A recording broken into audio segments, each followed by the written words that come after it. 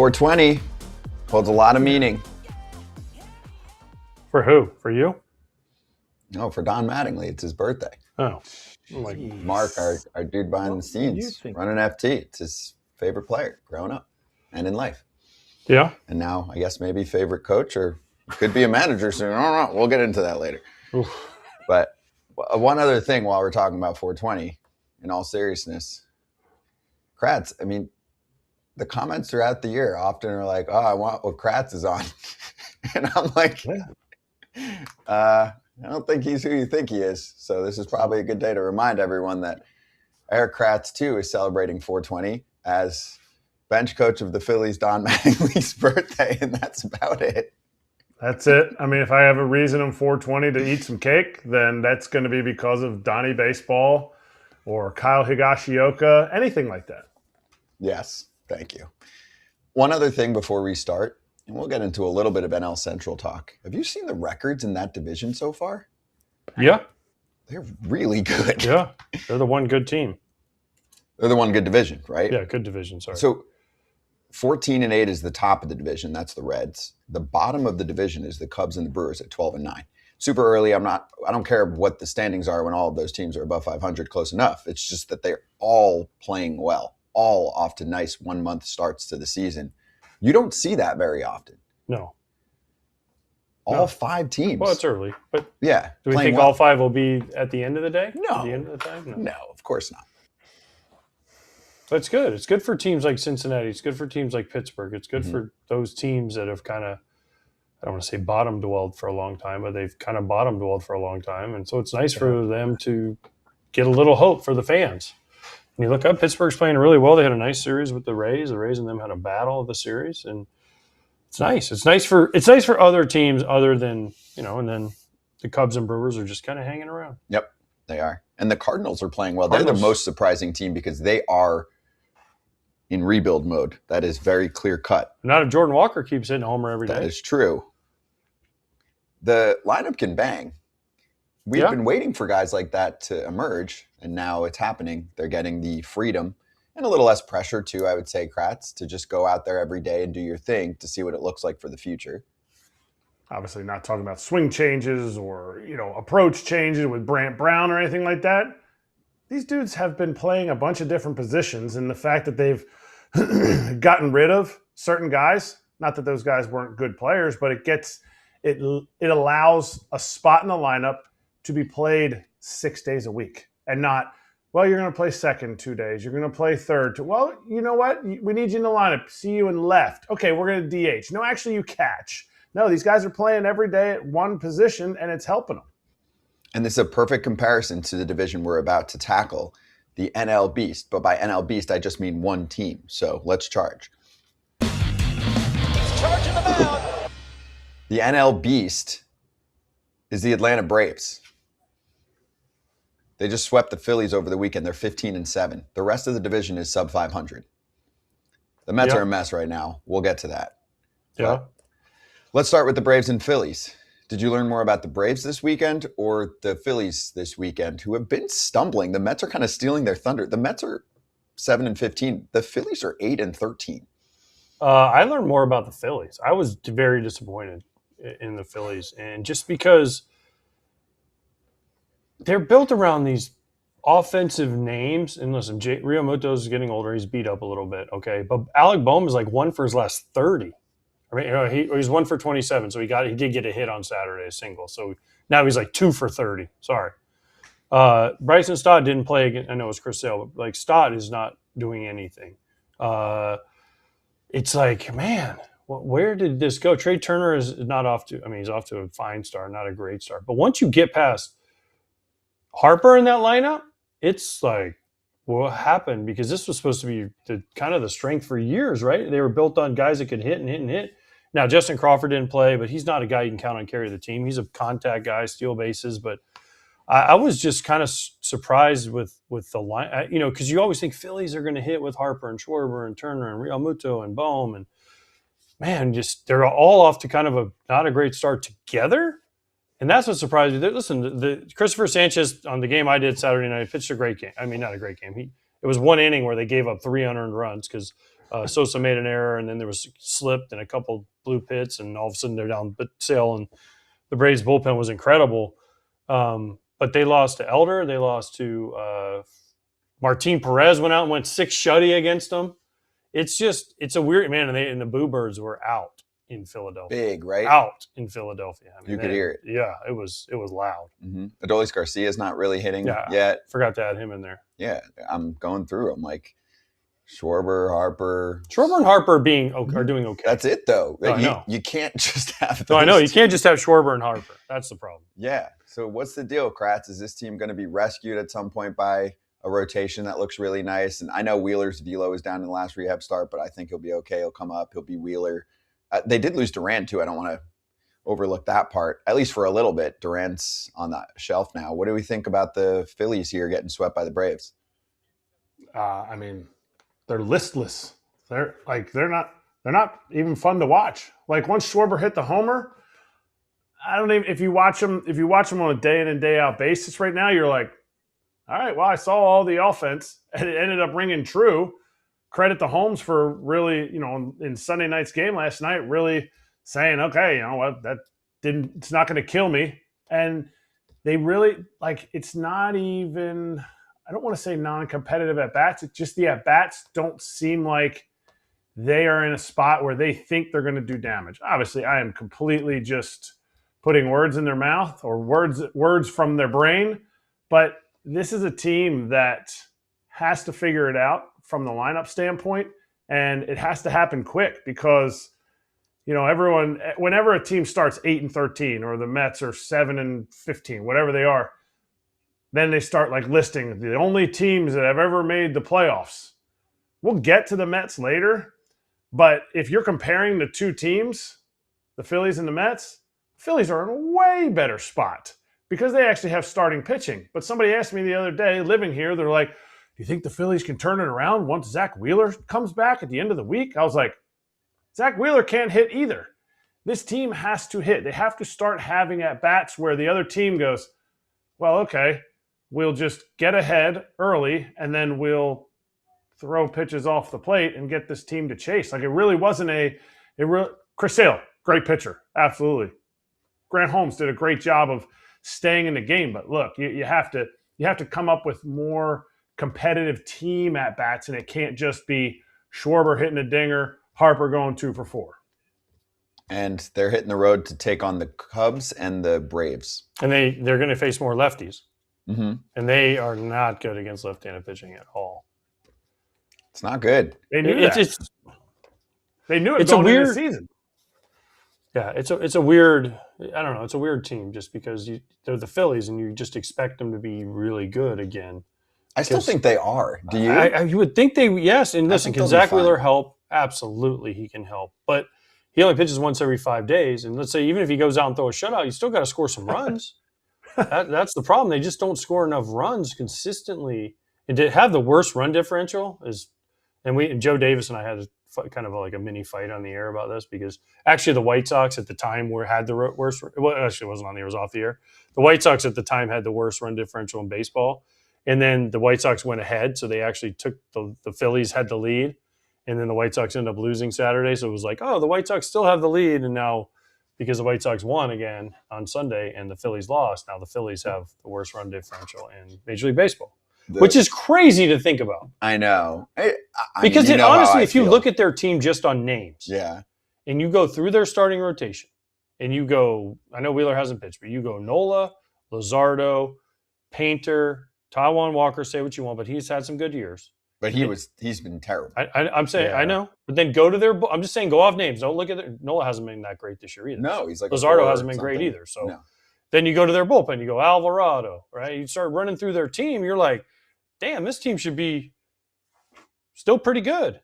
And it hasn't clicked. ERA. Their pitching's been some of it's, I mean, some of it is bad. Christopher Sanchez has a 1.59 ERA. He's 2-2. By the way, Christopher Sanchez has never beaten the Braves.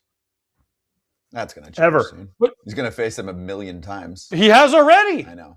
Yeah, that's surprising. That's one of the craziest stats when we were reading about it, and they said Christopher Sanchez has never beaten the Braves. I'm like, he's pitched against them a ton and never beaten them.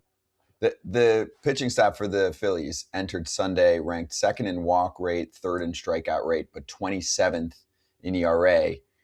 They had batting average on balls in play, which does factor in some luck there, especially over the first few weeks of the season. It was 357, highest in the league by 32 points. That will level out hopefully. So when basically if they don't strike you out or walk you, if someone hits it, it's a piss missile somewhere. Right now it is. Pretty much, or it falls in. So I want to make sure that we give at least a couple minutes to the other side.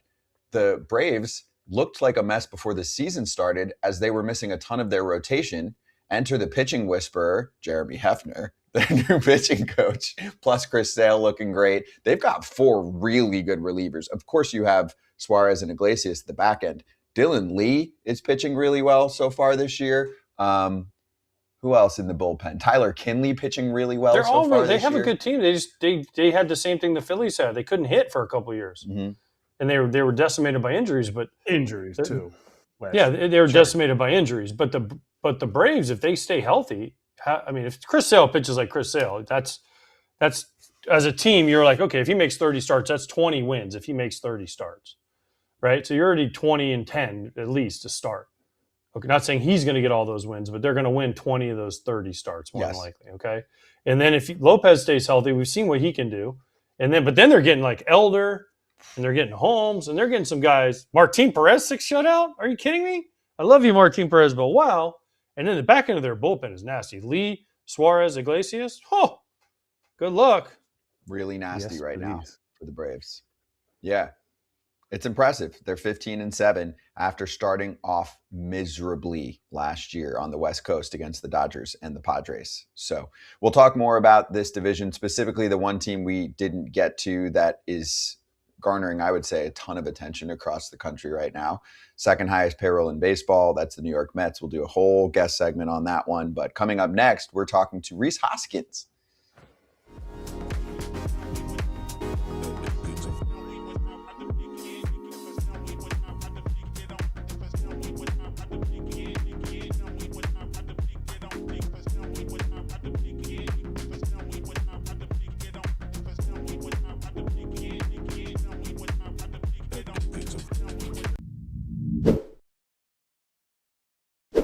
People, life is expensive. So you should start looking at things that are unnecessarily expensive, like your phone bill, and say, is there a better option? Mint Mobile is a better option than if you have other companies, especially when you have kids like me and you have everybody and their brother on your family plan. Mint Mobile will give you a cheaper option with the same coverage. Yes, and some wireless bills are crazy with the bogus fees and the free perks. They are not free perks. They cost you more in the long run. So just go to Mint Mobile, check out what they have to offer. All plans come with high-speed data and unlimited talk and text delivered on the nation's largest 5G network. If you like your money, Mint Mobile is for you. Shop plans at mintmobile.com/territory. That's mintmobile.com/territory. Upfront payment of $45 for 3-month 5GB plan required, equivalent to $15 a month. New customer offer for first 3 months only, then full price plan options available. Taxes and fees extra. See Mint Mobile for details. This one's for you, AJ. 2 minutes on the White Sox. 8-14, not pretty, but it's the fastest they've won 8 games since 2022. And I mostly want to just spend time talking about Murakami for a minute here. 8 home runs. Do you know how many hits he has? I don't know, but I know who picked him for Rookie of the Year. I think that was you. Just give me a guess. And obviously, you know I'm asking this for a reason. I mean, he has like probably 15 hits. Exactly. Gosh, I'm good. 15 hits, 8 of them are dingers. Who cares? I tell you what, he brings a presence to that lineup. I mean, I'm going to say that. He definitely brings a presence to their lineup that they haven't had. And the biggest thing he does is he doesn't really chase a lot.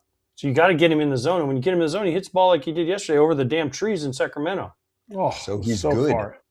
Yeah, listen, he fell into their lap. The league didn't like him. That's what I'm saying. He kind of fell into their lap. And I know it's early, but I think they were wrong. You have to take him for what he is, wrong. But he could be a 40 homer bat Kratz with a nice on base percentage. Here's my issue. I want to see him do it against the high leverage relievers for a team to pay the big bucks for him, and I think that's what teams are afraid of. He's hitting some 7-1 dingers, winning or losing. And to me, can he catch Can he catch up to 95 plus? I saw him hit a 94 mile-an-hour sinker the other day. The ball hit one over the batter's eye. I get it, Sacramento, the ball flies. That was 98, by the way. Just so you know. The one to center? Yes. See, I didn't see the velocity on that one. So that one was off 98, so I don't know if 94, but 98 worked pretty good. That's good.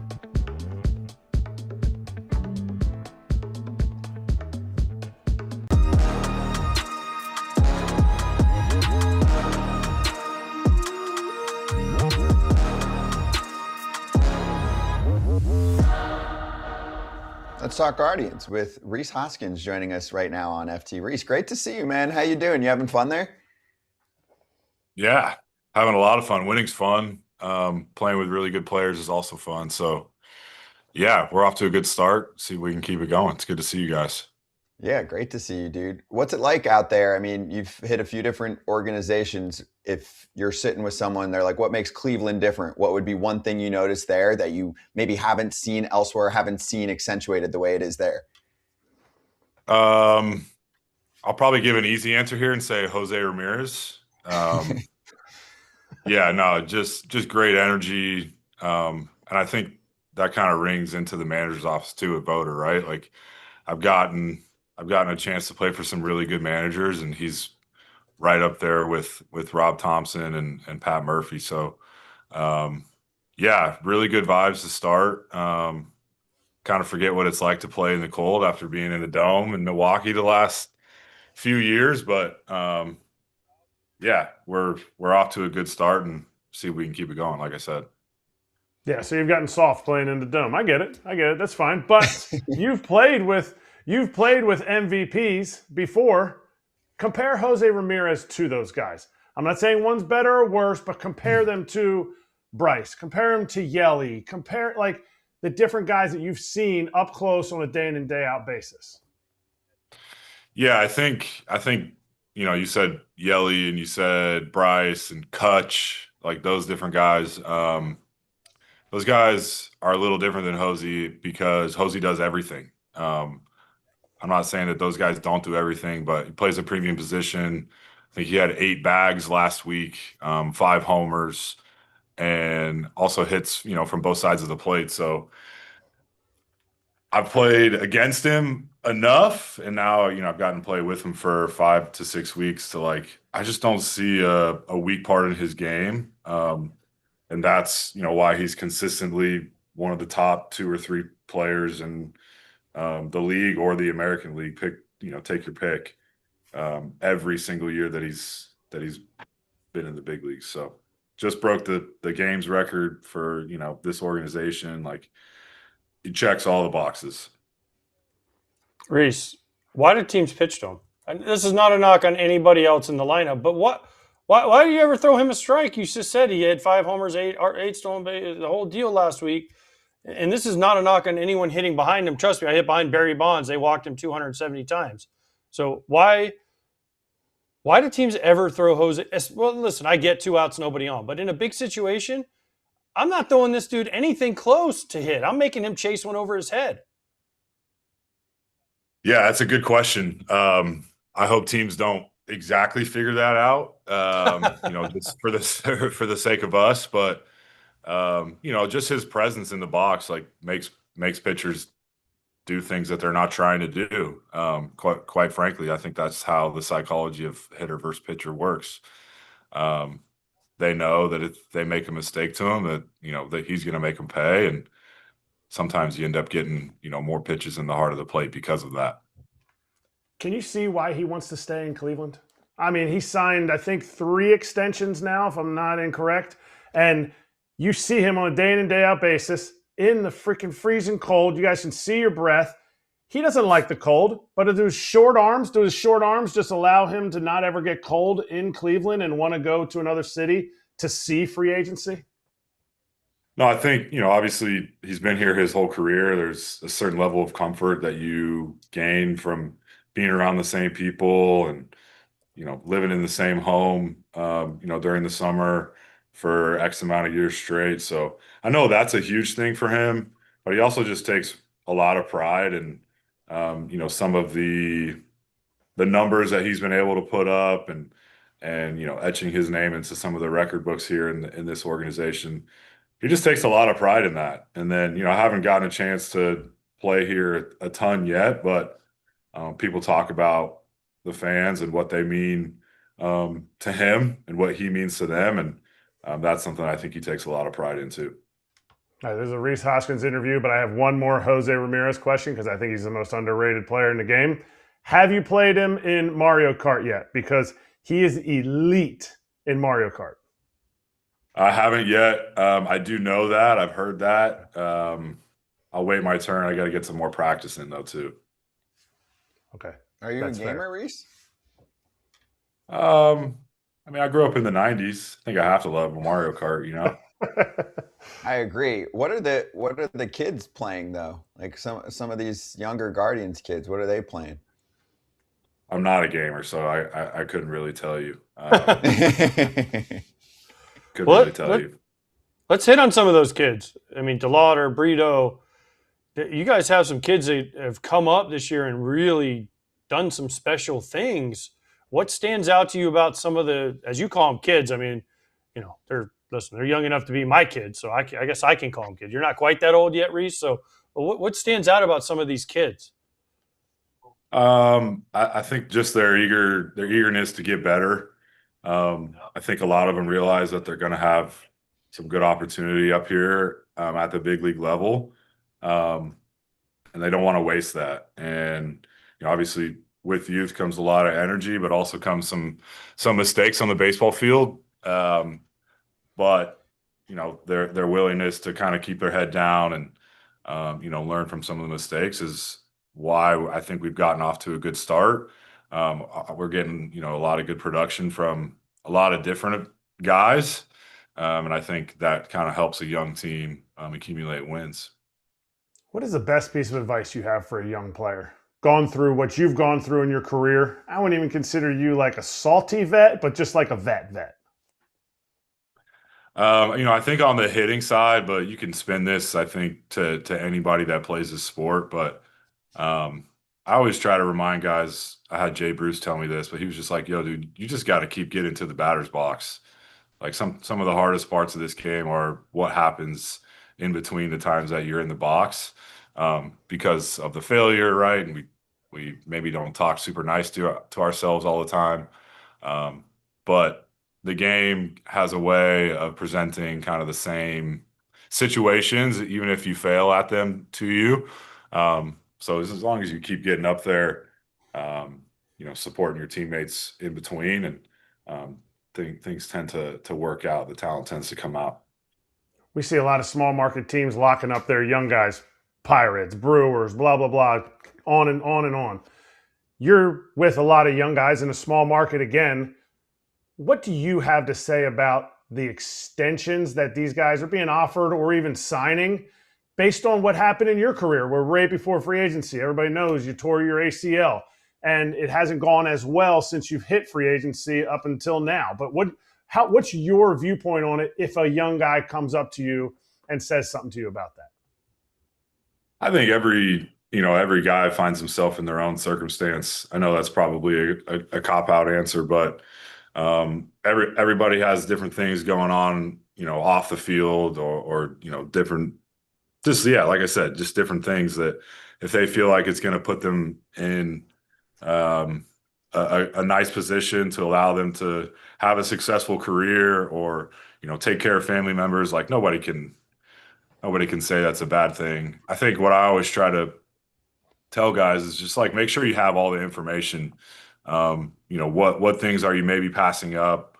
What are you giving up? If you take something like this, but also like, what are you, why is this a good thing for you? Just making sure that you're going through the full exercise of, should I say yes? Should I say no? But I think each guy has its own circumstance that you can't throw a blanket statement on, the extension idea.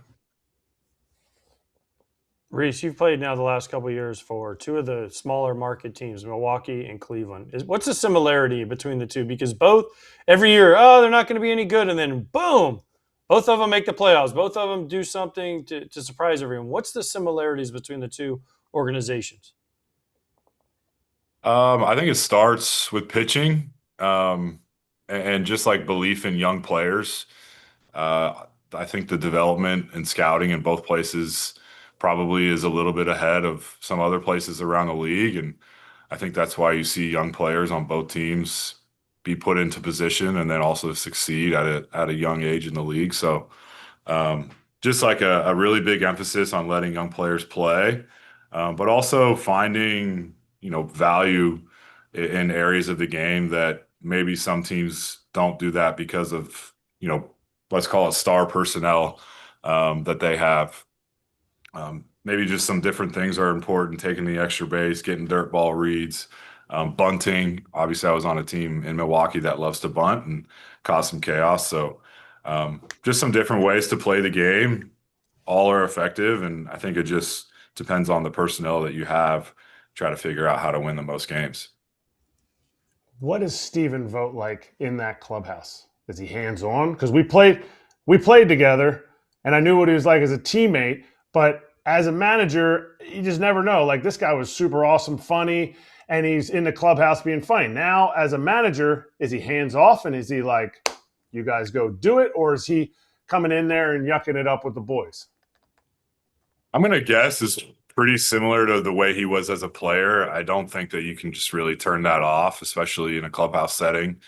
But I think he does a good job of letting his players, police not manage, but police and just create an environment that guys want to be a part of.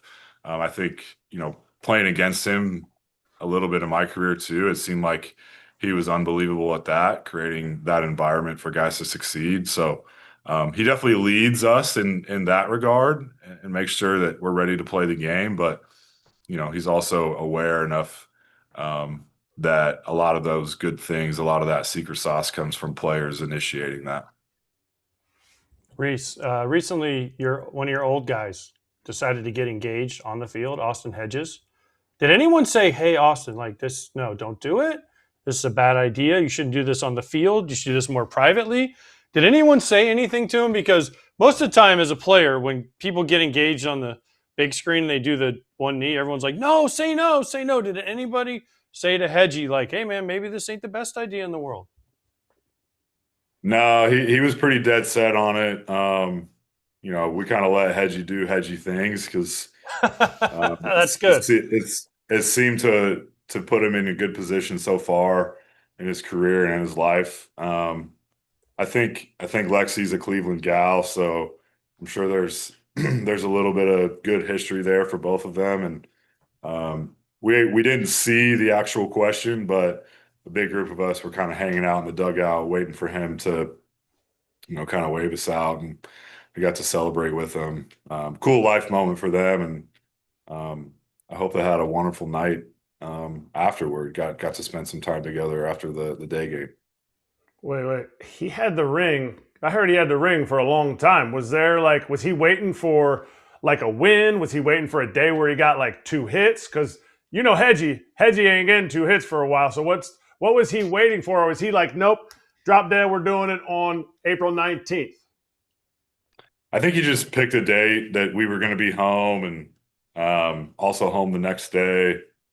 Obviously, the day game allows us to have a little bit more time. So, he was dead set on it as for tomorrow, even if we lost. Obviously, I think he said this post game, but like a win on that day just makes everything a little bit better. So, worked out for him. Reese, are you a good wedding gift giver? And do you think you've been on the team long enough to be invited to their wedding? I don't think I've been on the team long enough. Okay. We'll try to crack that roster as we go throughout the year. I don't know. I don't think I'm a terribly good gift giver, so I'll give the credit to my wife on that, as I should with a lot of other things. But she tends to take care of us in that regard. Smart. Reese, that's the smartest thing you've said in this entire interview is what you just said right there. In Cleveland, do you know what the race they have on the field is? Do you know the race they have? I do know about the hot dog race. My daughter, it's my daughter's favorite thing about the game. So we definitely know about the hot dog race. Okay, so when I come to a game in Cleveland, am I allowed to dress up as a hot dog and try to run you over again like I did when I was the sausage in Milwaukee? And you almost got run over by the train on the tracks, but luckily I was nimble enough to and get around you. So have you recovered from that, and will you be nervous if I run the hot dog race? A little nervous, yeah. But I feel pretty good about the hot dog suit versus sausage suit. So, if you run into me, you probably feel like you're running into a brick wall. That's why I went around you. You cost me the race. You cost me the race because I had to go around you. For sure, it has to be someone else's fault. Yes. But hey, man, let's make it happen, and we'll get you some redemption. But wait, do I go ketchup, mustard, relish, or onion? And they have 4, right? They have ketchup, mustard, yeah. No relish, but now there's a spicy mustard. Oh, That so sounds they changed like it. That might fit you a little better, a spicy mustard. Okay. that's you. That's fair. Spicy I like mustard. that. That's a good analysis. That's a good scatter report on what condiment AJ would be. Spicy mustard. Not many people like it, but the people who do and get to know it really like it. Good for you. Excuse me, Reese. do you have any gray poupon? Yes, Yeah. that would be me. And thinks they're overly rich, but really is just an old Florida redneck at heart. But my question is about another young guy, Parker Messick's almost no bid. I heard from somebody in your clubhouse that you said at the beginning of the 9th, whoa, he's got a no. Is that true or not true? Come on, man. I did realize in the 5th, though, and I was up in the clubhouse or up in the weight room just kind of trying to stay ready for the game. And I noticed, and I was like, well, I got to stay in the dugout. I'm as ready as I'm going to be if I have to pinch hit in this game. I can't leave. So I didn't say it out loud, but I did have the thoughts. I know the line is typically you got to say that out loud. And this guy's nasty, man. Yeah, I think he's going for us tomorrow. So we feel like we got a good chance to win when he's on the mound. And I think the whole world kind of got to see that, the other night when he took that into the 9th. Was there anybody in the dugout who didn't pee the whole time because they're like, well, I can't move? Was there any residual effects from? I think there was a couple of us. Yeah. No, I think there was a couple of us lying in the bathroom when we got into the clubhouse. Everybody was going to get a new piece of gum or that type of thing. So, like we baseball players do, everybody's trying to figure out how to do their part. That's good stuff. I don't believe in it. What don't you believe I don't believe in that jinx stuff. That You're doesn't so matter. superstitious. I don't believe in it. I don't You believe are in it. easily the most superstitious of all 4 of us right here. Easily. But I don't Combined. believe in that one. It doesn't matter That's if you don't good believe one. in it or not. Reese, you can say it. Listen, I played with Mark Burley. Mark Burley threw a perfect game after telling me he was going to throw a perfect game. And he talked about it for 9 innings into my face as he was throwing the perfect game. So at Because that you weren't moment of my catching. life, I lost all belief in superstitions of perfect game. And then about a year later, No. I caught Phil Humbers, and I was superstitious as hell and did the exact same stuff. So take that for what it's worth. Yeah. You just got to – it takes what it takes. Sometimes you can talk about it. Sometimes you can't. I know this as a That's- broadcaster. If it's happening and I mention it, and then of course it always happens, then the other guy will look at you and say, "It's your fault, Scott. You said it. You brought it up." And so will There you social go. media if you Yes. check it. So beware. Reese, great catching up with you, man. Really enjoyed the combo. Hope you did too. Good to see you. Yeah, great to see you guys. Appreciate the time, and we'll see you around. Yeah, you'll see Mr. Spicy Mustard soon. That's right. Thank you, brother. Appreciate it. All right, guys.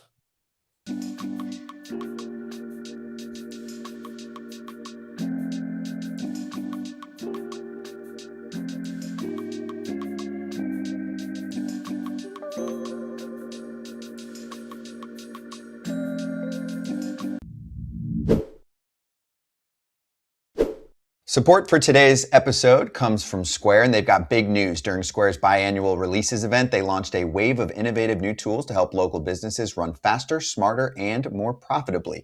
Square is awesome around Orlando, where AJ and I live. We go to the farmers markets around town. I go to the one near Lake Eola. It's awesome. I use Square to pay with my phone. I get the receipt right away. It's great. And so many businesses, not just small businesses, use this. So many restaurants and businesses I walk into, not only in Orlando, but all over the country, have these, and you just use your credit card, pops out a receipt, emails it right to you. It's so fast. It's so efficient. It's so hassle-free. It's one of the great things that you have going. Square launched its most powerful tools yet, designed to give local businesses a competitive edge without the complexity. If you're ready to sell smarter, run faster, and stress less right now, you can get up to $200 off Square hardware at square.com/go/foul. That's square.com/go/FOUL. Run your business smarter with Square. Get started today. Some bangs going on. So the Red Sox and Tigers are playing right now, and props to the Tigers. Are playing really good ball. They won 8 of 9, I believe it is, entering today. Did you see that Sonny Gray left the game pretty early? I know. What did he leave with? Because I was watching the game, and he made like a weird foot, knee, ankle, calf, hamstring, lower body injury thing. I don't know. I believe it's hamstring. He exited because of right hamstring tightness, according to the Red Sox. Not great. No, that's not good for them. Problem with the Red Sox is their pitching's been okay. They just can't hit. They have like no power. I know. I mean, Jarren Duran has 1 homer. Yeah. They don't have a lot. If they're not last, they're bottom 3 for sure. I looked over the weekend. Someone had 9 homers I saw the other day. On the Red Sox? No, on a whole team. It wasn't that long ago. Well, I mean, Murakami has 8. Jordan Walker or Judge Giants or Rice? 13. Oh, they were the ones. I did a Giants game. They had 9 homers. Oh, you're saying the team had 9? The team had 9 homers, and we were 20 games in. Oh, Red Sox have 13 homers. 13 homers. And how does Wilson Contreras has like 4 or 5 of them, doesn't he? And they only have 38 doubles.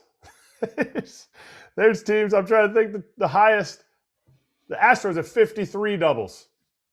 The Red Sox are last in homers and I guess middle of the road for doubles, but no extra base hits.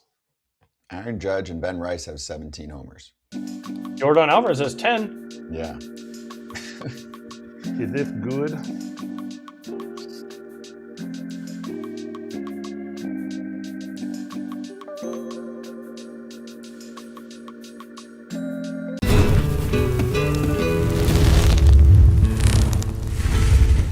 Hot Corner time. This show is mostly hosted by 2 former catchers. So this topic is perfect for us, and we are going to dive into it, even if it's not a big deal. Let's find out.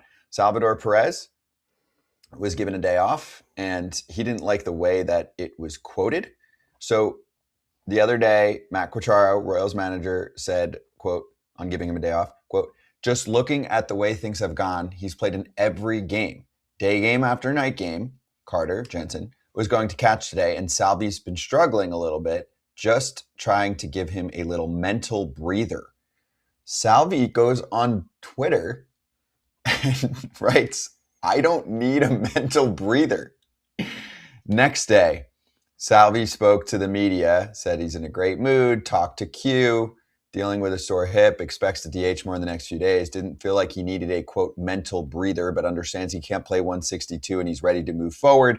Quatraro said the mental breather was, from his perspective, telling him the night before he wasn't playing so he can take some of his, take this off his plate of preparing a starting pitcher in the game plan and the whole deal. And I heard Q, a couple different times. That's Joe Goldberg with the tweet. But Q basically, AJ said, I'm not going to say as much now because I've just given him a day off. So don't take the mental breather. It's not like mentally he needed a break.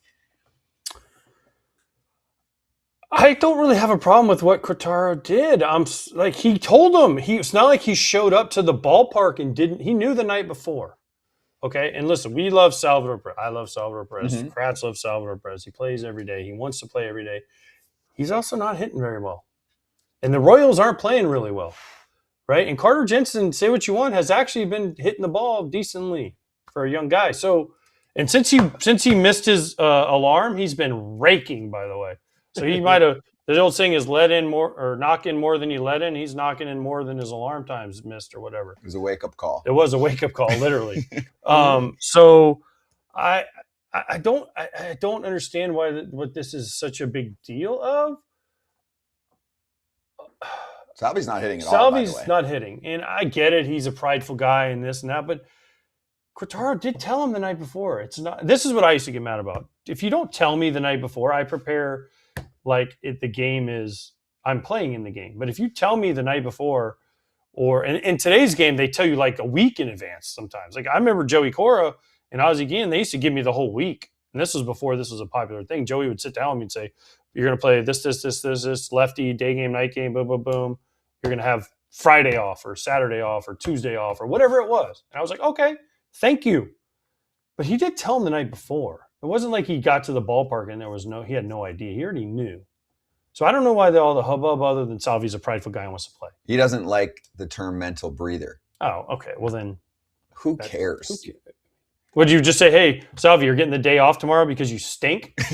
Like, I mean, I don't know what else he wants to say. He was trying to be politically correct with the media. Correct. He actually was trying to do the right thing, I feel like. Q's a great dude. He is, and he would never do anything. Trust me, if you ever talk to Matt Quintaro, the last thing on earth he wants to do is offend Salvador Perez. Yeah. I mean, trust me, I don't want to say he worships the guy, but he bends over backwards to make him happy and let him know he's the man on this team, as he should. Mm-hmm. And Kratz, before you comment, yeah, Carter Jensen, and you can, obviously one can DH and one can catch a lot of times, but Carter Jensen is a 130 OPS plus so far this season with 5 homers and 12 RBIs and 59 at-bats.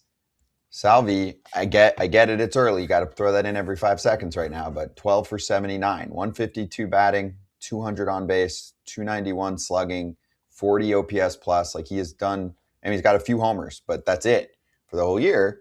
And I'm not even saying that's the reasoning, but this could become a thing eventually too. Like age catches up to everyone. At some point, it will become a thing. It's going to be a thing because he's locked up for a while still, isn't he? And again, I'm not saying like, oh, he's cooked or whatever, but like eventually get older, like you do want to mix in a few more days off and make sure that he's playing at his prime because he loves to freaking play. But that doesn't mean that he is going to be at his best if he's playing every single day, Kratz. Right, and that's been the MO for. Okay, he's got one team option. Salvi's got a team option after this year. That's it? Yeah, that's it. That's what my stats say. But while I'm talking about it, you can confirm it. But this is why Carter Jensen is on the roster right now. I had kind of an issue when Dalton Rushing got called up to the big leagues as a like future starting catcher and then sat behind Will Smith. He's killing it right now. But I still think it's tough to be a bench guy. Carter Jensen's, yes, he is Salvador Perez's backup, but not for long. And I'm not saying it's in the next month. I'm saying they know where the future is, and the future is in Carter Jensen. And if he continues to hit like he does and Salvi continues to hit like he does, this team has spent some money. It's about winning. Is it going to happen? No, I think Salvi's going to end up turning it around because that's what he does. But at some point, AJ said it, Father Time catches up to you. And they need to have their next catcher. And they feel like they have their next catcher in Carter Jensen. And the fact that they have a left-handed hitting, athletic, young catcher that hits with power. And the game ends for everybody at some point. And when that happens for Salvi, to me, I think Salvi probably plays another 5 years. Is it with the Royals? I don't see how he plays with anybody else but the Royals. But it will be in a different role because this guy will be the starting catcher. And I think that's why they put him on the roster. But the whole mental break, to me, Salvador, not even to me. I know Salvi is a very prideful guy, and he doesn't want it to look like, well, he's exhausted and he's thinking about other things. He is so focused on his team winning. He's so focused on doing the best he can when he's out there. And he believes that even 70% of Salvi is better than 100% of anybody else. And I think it's going to be a tough transition for him to not play as much. But from 2014 till like 2023, he was playing every single day and probably too much to the point where his second half numbers were terrible compared to his first half numbers, which made him make 9 or 10 different all-star teams. If he were to be able to get those mental breaks where, hey, you know what? You're coming to the park. You're not playing. You're not playing first. You're not DHing. None of that. You are not playing.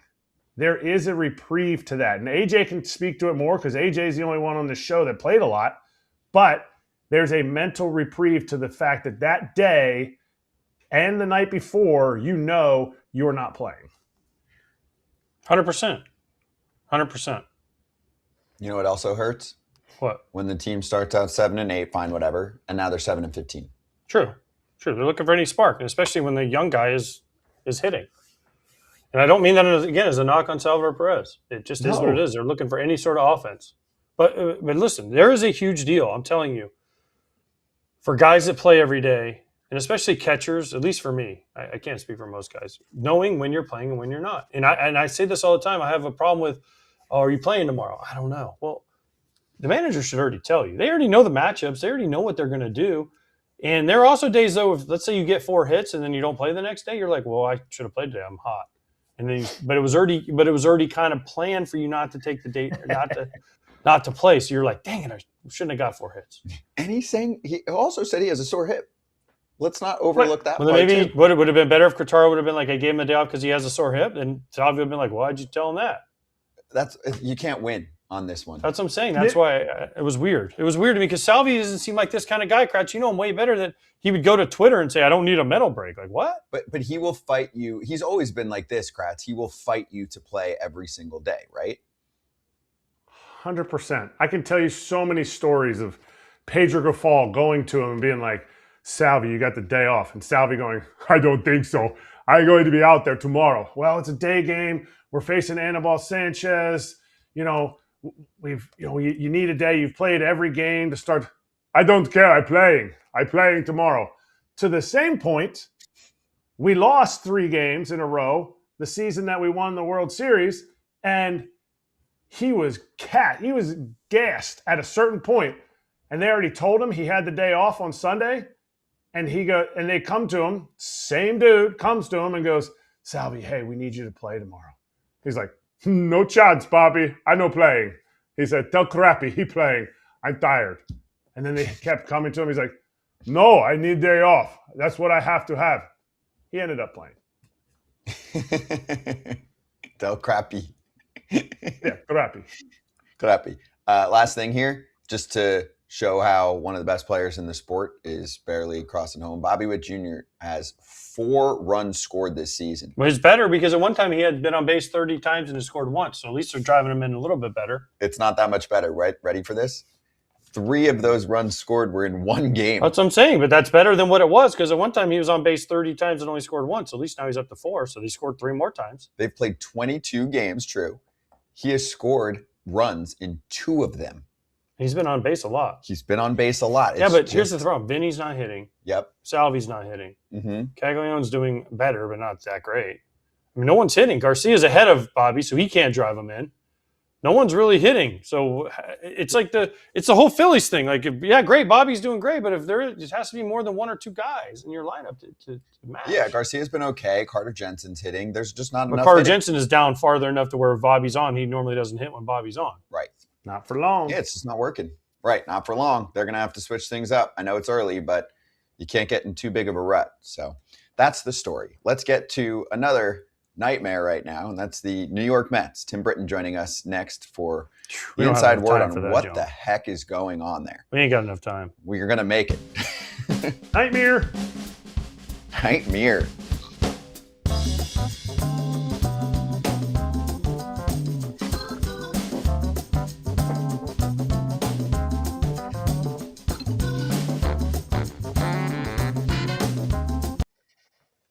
Hey, we're back. A little news on the Twins, who had a rough weekend against the Reds. Their rotation takes another hit. Mick Abel, who had been pitching well, has right elbow inflammation. That's a tough one. They got swept by the Reds. And, Joe Ryan, Taj Bradley, and Bailey Ober pitching 3 earned runs in 18 1/3, combined 1.47 ERA. But the bullpen and the defense let them down. The lineup wasn't doing their thing, which has kind of been expected. That's what puts them back to the What are they? What's their record? 11-11. They were like 11-7 not long ago, I believe, right?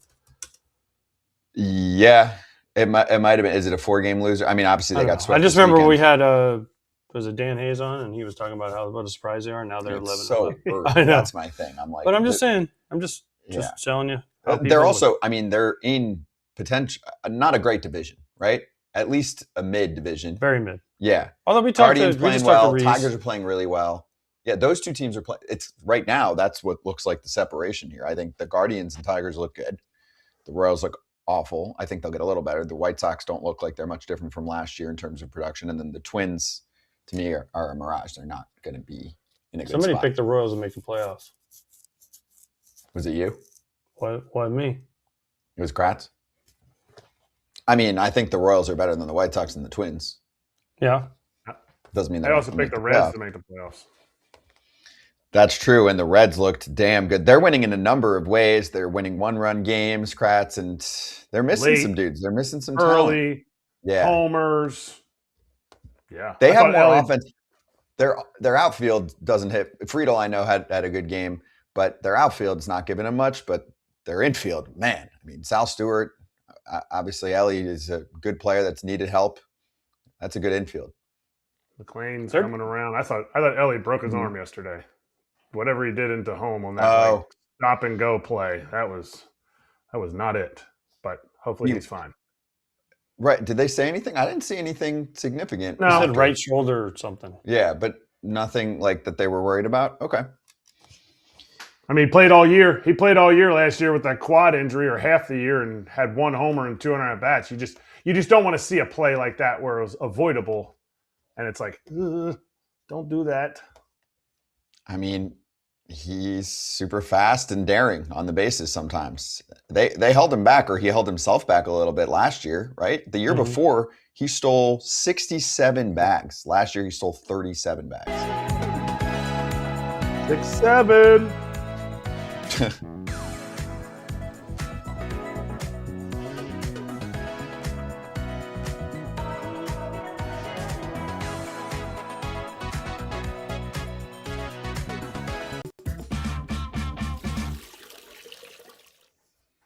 Great headline here on the Mets from Tim Britton. This week in Mets, the Mets have 10 days to save their season. Tim, senior writer at The Athletic, joining us right now to explain this one. Tim, thanks for joining us, and let's start with the headliner. What do you have for us? Yeah, I mean, obviously it's an 11-game losing streak. It's the Mets' longest since 2004. They're 7-15. You can be 7-15 and still win 85, 86 games, win 90 games. You can be the 1914 Boston Braves or whatever it was, who won the World Series despite starting 4-18. But I think their next 9 games, this homestand over the next 10 days, you've got the Twins coming to town. You've got the Colorado Rockies this weekend and the Nationals at the start of next week. That's 9 games in 10 days against teams you should beat. And if you want to get off the mat here, this is the homestand to do it. This is the homestand to go 6-3 on and get yourself back to 13-18, which is like a reasonable point to be, and perhaps make a playoff run. But if they have a losing homestand, they go 4-5 or 3-6, and you're looking at a 10-21 record. That there's not a lot of success stories that start 10-21. It's the classic. You can't win a World Series in April, but you can lose your shot at one. And 10-21 would be a way to start that.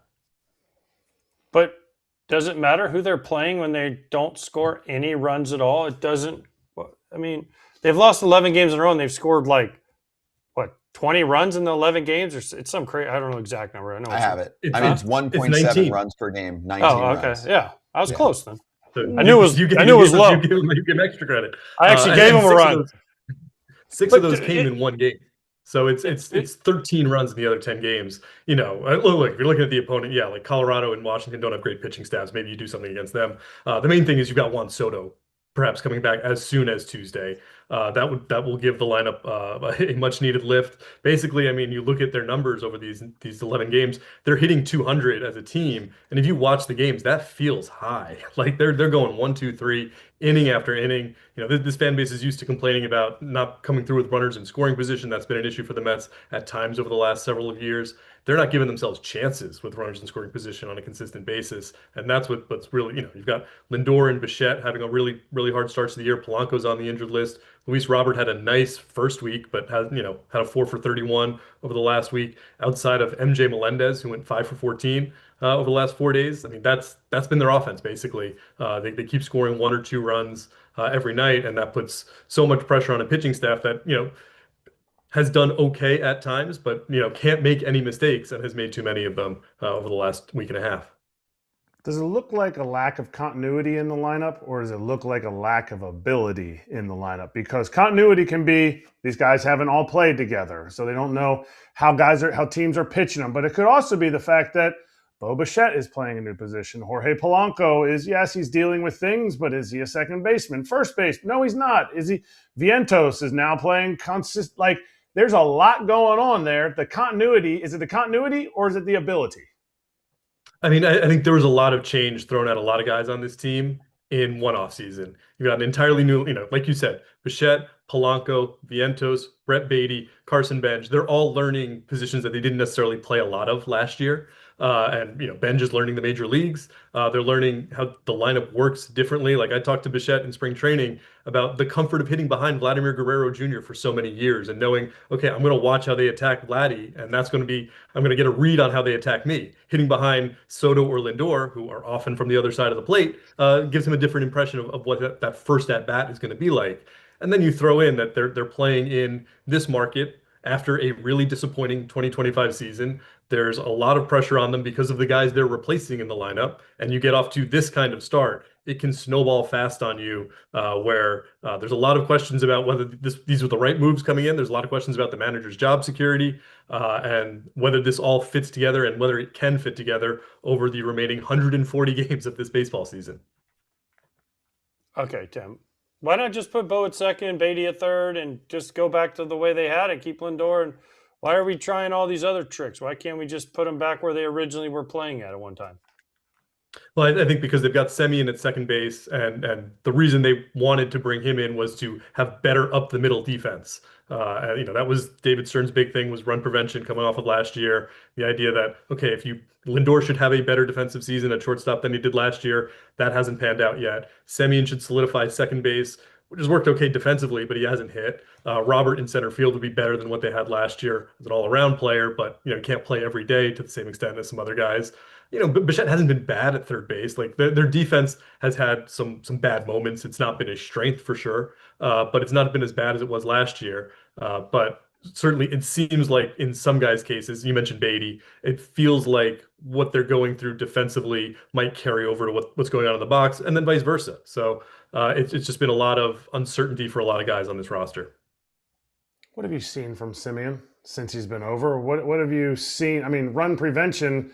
If you create a defense as run prevention, well, they're preventing runs in their own offensive side right now. But what have you seen from Semien since he's been over here that doesn't seem like it's working? Or, hey, you know what? We'll just wait and see. It feels a little bit like a continuation of last year for him, that is chasing a little bit more, isn't controlling the strike zone quite to the extent that we're used to during his best years.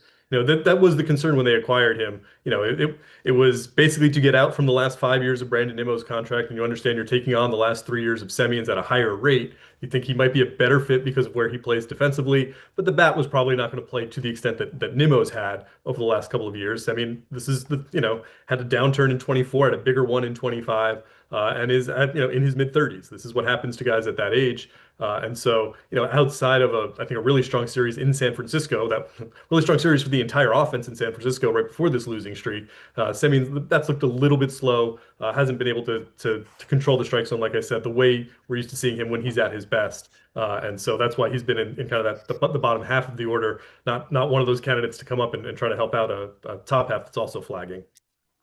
I just listen, we all love Marcus Semien here, but if it's not happening, then we need to try to do something different. I just don't know what you can do different. If they're not willing, and the run prevention thing I get, but also I've seen mistakes made on defense from Bo because he's out of position, right? Vientos, Beatty, they're out of position. Everyone's out of position except for Lindor and Semien. But it seems like, listen, you want Semien's bat in there, then let him DH. I don't know. It just seems like there's other ways to go about it. But the way this team's built and the way, I don't want to say the way the ego is on this team, because that's not really the case with the players. Players will play wherever you tell them to play, right? But there's something that it seems like there could be an easy fix, but you're going to have to hurt someone's feelings, and then you have to choose whose feelings to hurt almost. Can I add to, Tim, before you answer? They made an awful trade Brandon Nimmo looks good. They could use a Nimmo right now. Like, I know our guys are kind McNeil's of swinging talking it about pretty this. good too. McNeil's not doing bad. He is, either. and I'm just going to be blunt. I mean, I know it's too early to kind of do all of this, but there is one guy who's had bad metrics last year going into this year. He's towards the bottom in bat speed and exit velocity, literally down the line. I know others aren't hitting too, but I'm watching most games and I'm just like, everyone's out of position for this one trade they made that looks awful. Yeah, I think they knew when they made that trade that it was not one that was going to make the 2026 roster better. It was about 2029, 2030, the last couple of years of Nimmo's contract. They thought they were in a bad spot with Soto locked up long-term in a corner outfield spot. They didn't want the other corner outfield spot locked up long-term. They weren't sure they would be able to unload Nimmo. They figured this might be their last opportunity to do so and get something back of value. And they thought Semien fit. Look, it looks terrible right now because of the way that Nimmo's performed. I know a guy who hated hitting in Citi Field in April and May. He finally gets out of that ballpark and gets off to the kind of start he's long wanted to get off to with the Rangers. And Semien does not look like he's reversed kind of the trend line that we've seen the last couple of years. And they thought that their offense would be enough to withstand that. If Soto's healthy, if Lindor has the kind of year you expect, if Bichette is the kind of player you expect, like Bichette offensively is enough to mitigate the defensive, fitting a round peg into a square hole that signing him made it out to be. But that just hasn't been the case so far, that the offense has underperformed so much across the board that they just haven't been able to do anything. All right, Tim, I don't want to just kill Marcus Semien because I like Marcus a lot. He's had a great career. So I feel like we're kind of piling on, and I don't want that to be the case at all. So let's move on to another problem. Francisco Lindor has 1 homer and 1 RBI on the season. We're 22 games in. What, 22? So it is 22 or 23, whatever it is. They're 7 and 15, so 22 for them. Okay, Yep. 22 games in. What's going on with him? Defensive lapses, not hitting. People are saying he's uninterested. I'm going to throw something crazy out there. Is there a chance he gets moved? I would be surprised by that at this point in the season. I think you're getting to the what do we have to do to solve this part of the season already? Usually we talk about this, like you guys were talking about, mid-May is kind of the time you start to think about maybe doing something a little bit differently. The Mets have gotten there quicker. With Lindor, I think, you mentioned it, deeper than the offensive issues, which we've seen most years. Last year was the one year in New York you got off to a really good start. And this year, the offensive issues, you can trace them back to the fact that he had hamate surgery right at the start of spring training, didn't get that many at-bats in spring. That's probably played into some of the miscommunications he's had with Semien on the infield. They didn't play together very much in spring training. You could understand if you had told me at the start of the season, 20 games in, Francisco Lindor is going to be off to a cold offensive start. Okay, I get that. It's been the issues on the field defensively, forgetting the number of outs there were in the first inning in St. Louis. That's the last guy on the field I would have expected that to happen to. Some of the other issues of not charging a ball that he should have charged, laying back on it, trying to get a ball that's on the other side of second base. It adds up to a weird look for him. You don't know what's going on in someone's life that leads them to have kind of these mental lapses on the field, especially someone who you expect to be on top of the ball the way Lindor is. But it's just been another major part of the story of what's going on with this team that we don't quite understand yet. Is David Stearns more at fault for this because of what we've talked about for the first 10 minutes here? The construction of this lineup, the run prevention, they're preventing, them scoring their own runs, let alone the other team run prevention, not working out so far this year? Or is it Carlos Mendoza? Because I choose to believe it's more in the construction and less on the environment. Yeah, I think when you look at a roster that is underperforming as comprehensively as this one, I don't know what button there is that Mendoza can push to change it.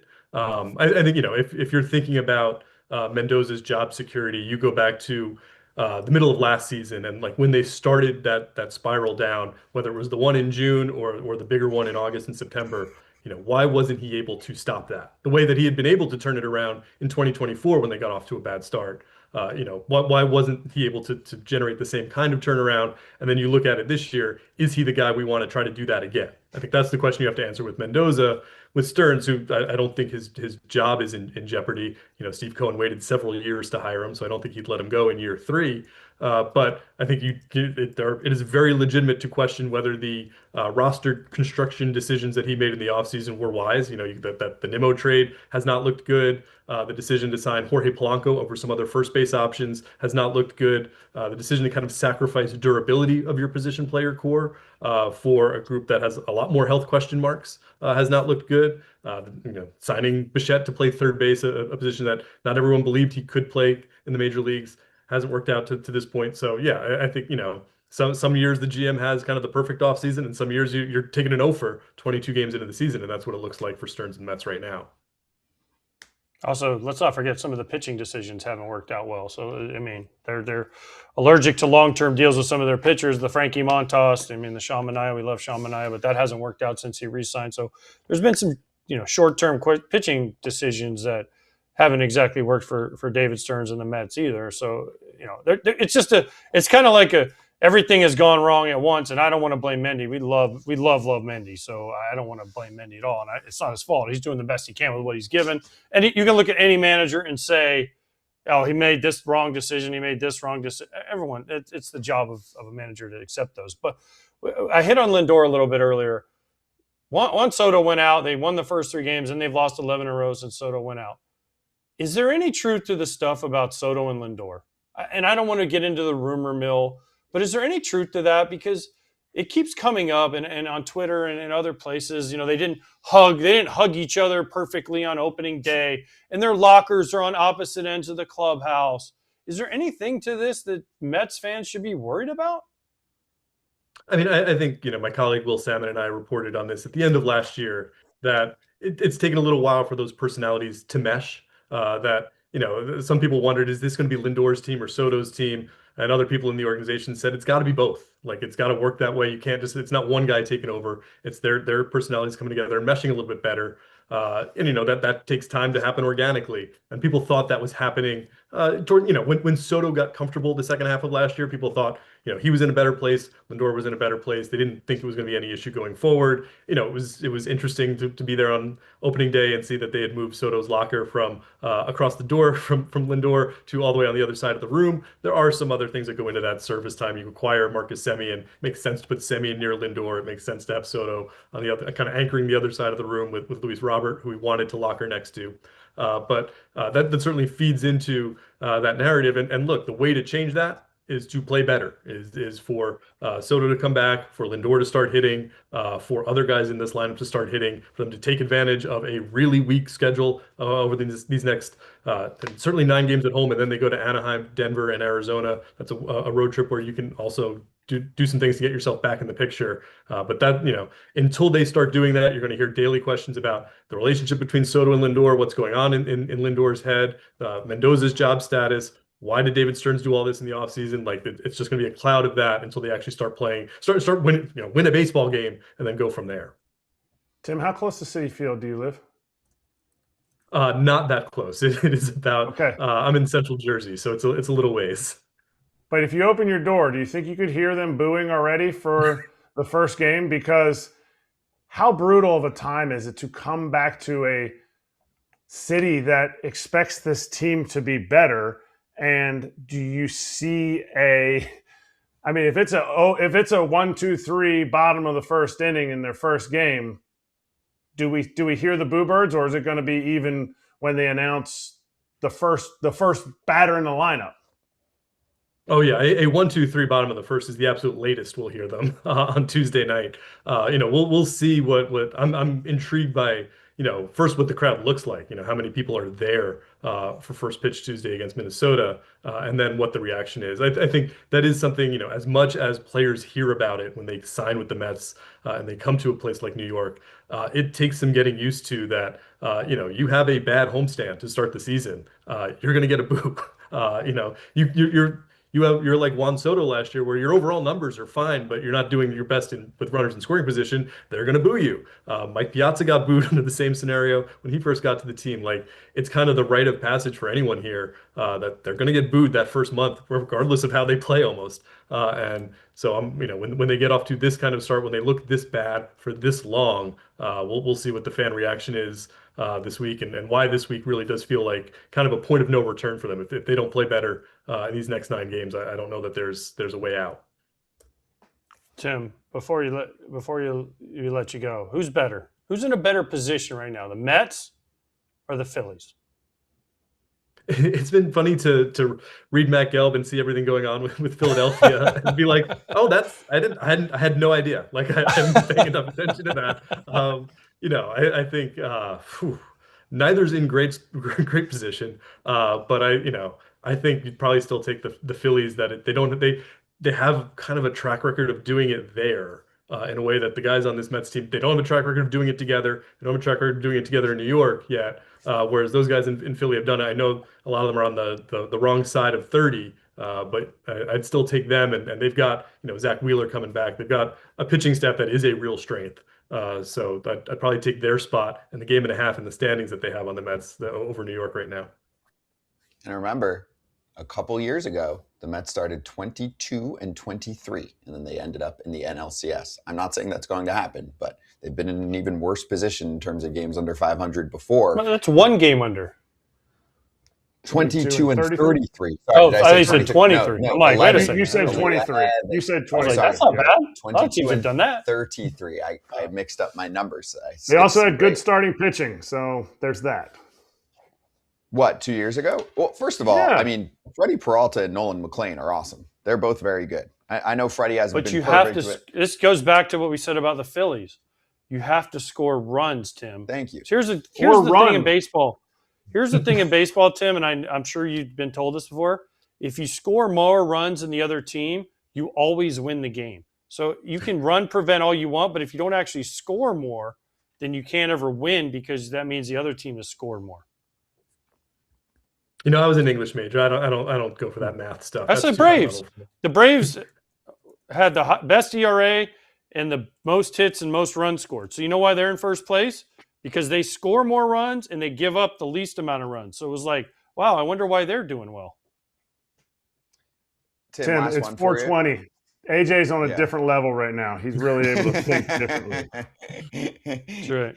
Hey, do you think that fans and just the general public are highlighting, a move from the latest loss and saying, okay, well, that's it. That's the final straw for the manager. The reason I bring this up is, we're talking about Carlos Mendoza. I think we've all been clear on this show that we don't think that this start is his fault. The roster construction is very confusing to me. You even have like the host of the Cubs post-game show after the game yesterday, Cole Wright, his name is, who does a nice job on there. He said, I think Carlos Mendoza may want to update that LinkedIn page. Former major league manager, not great at managing late game situations. That's what the update may look like. So can you take us through what happened with the Nico Hoerner decision, and then also the bigger picture of how Mendy has managed late game situations in the past few years? Because I've never looked at them and thought, you know what the problem is? They're not doing the right things late in games. Yeah, so it's bottom of the 10th yesterday, 1-1 game. Craig Kimbrell throws the wild pitch that moves Pete Crow Armstrong as the bonus runner to third. He strikes out Dansby Swanson. And then you've got Nico Hoerner coming up, runner on third, 1 out. Hoerner obviously is off to a fantastic start for the Cubs, had a good series to that point against the Mets. And they elected not, you could have walked him there and faced Michael Busch, who's off to a slow start. You could have walked Hoerner and Busch and brought up Alex Bregman with the pitcher spot behind him and probably get Miguel Amaya pinch hitting. There's a couple different ways to go about it. Most people think, you walk Hoerner, you set up the double play. Mendoza said post-game that if we walk Hoerner, he's stealing second base right away. We're not getting a double play out of that. You're in a similar spot. You've just got Kimbrell against the lefty in Busch. I'm saying if you walk the bases loaded, you've got Kimbrell with the bases loaded, not necessarily the control pitcher you want in a situation like that. I probably would have walked Hoerner, but I understand where Mendoza is coming from. And to the broader point, there's never been a time where we've talked to Mendoza about late game moves and he has sounded like he was not prepared for them. He always has a really detailed answer for why he wanted to do something this way versus that way. So I don't think it's the minutia of late game decision making or how he's handled the pitching staff. The bullpen has been the bullpen coming into the season wasn't really configured flexibly for him, especially once Sean Manaea went there out of the rotation. So I think there's been some issues there, but not a lot of great options for him to go to. So I'm with you. I don't think it's really late game management. I think, like I mentioned earlier, the question you asked about Mendoza is, why wasn't he able to stop that skid last year? What was missing from that team last year? And why does it still seem to be missing with so many different people this year? With so many different coaches this year, we haven't talked about. The coaching staff is almost entirely new as well. It's tough for all that to gel in 22 games. It took, like you mentioned, 55 of them in 2024 before they were able to turn it around. But they're in a bit of a more urgent straits right now to start the year. That's a good point. That's the kicker there. You have a new coaching staff, and not to mention Jeremy Hefner's crushing it with the Braves right now, and they're missing half their roster pitching-wise. But new coaching staff, you have so many different players coming in and playing different positions. Like, it's just too much. And the computer projections, hate to be that guy that said they're going to be the second best record in baseball, like Fangraphs. Like, you're just not factoring in some things that they don't put in the models. So that's my take. I'm a numbers. And the back end of the bullpen has struggled. Devin Williams hasn't been good. I'm sorry. Luke Weaver. Luis Robert, as much as he got off to a nice start, he's not doing that great anymore. He's come back down to reality. He's like their second best hitter, which isn't saying a whole lot. I mean, yeah, it's like on a Francisco team that's supposed Alvarez to be crushing. Yeah. We don't. I hate crushing the Mets. But they've lost 11 in a row, and fans are pissed. And I think this was a great 15 minutes. So Tim, this was awesome, man.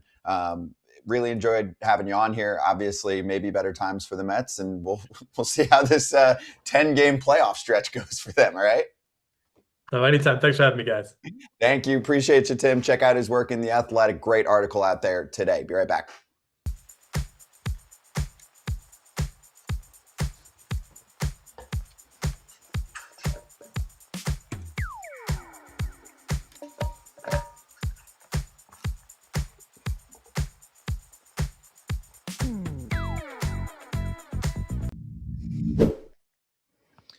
Hey, shout out to the #1 rated ticketing app, and that is SeatGeek. It is also MLB's official ticket marketplace, so your tickets are fully guaranteed and instantly fulfilled in your account after purchase. It's getting a little warmer out there. Go hit a game, have a great time, use the code for 10% off tickets. It's all there for you on SeatGeek to buy or to sell.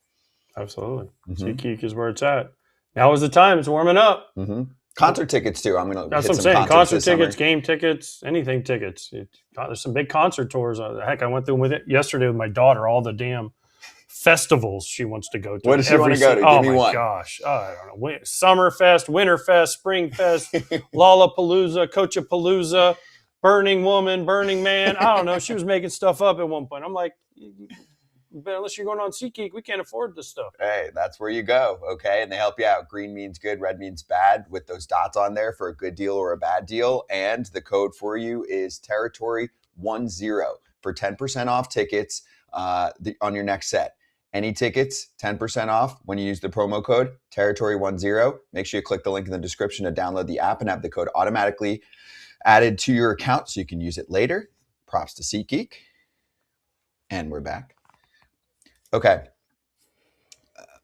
First off, to summarize our conversation just now on the Mets, you're going to smash them when they're not playing well, and you didn't like the overall moves at the end of the year, right? Like, you like parts of the pickups, like, picking up Bo Bichette, that's clear. awesome. We're not smashing them. We just asked the questions that Tim then had to give the answer to, which again, we were just asking questions that the fans and people you want to know. We're not.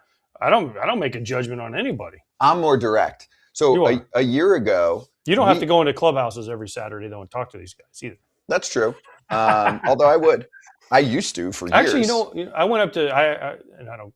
This is kind of on this. Like, remember we had the Jonah Heim conversation about the guy. I went up to him on Saturday. I said, "Look, man, I said I don't." He's like, "I saw it." He's like, "I understood what you were saying." And I was just like, I want you to know that wasn't a personal, it wasn't about you. It was just kind of a general statement. You just happened to be the guy in the line of fire.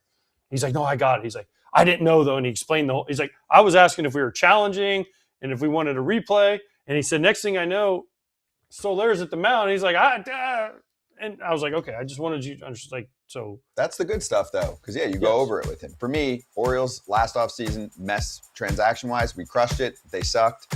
This year they did well. We'll see how they do. Same thing with the Mets here. Weird offseason.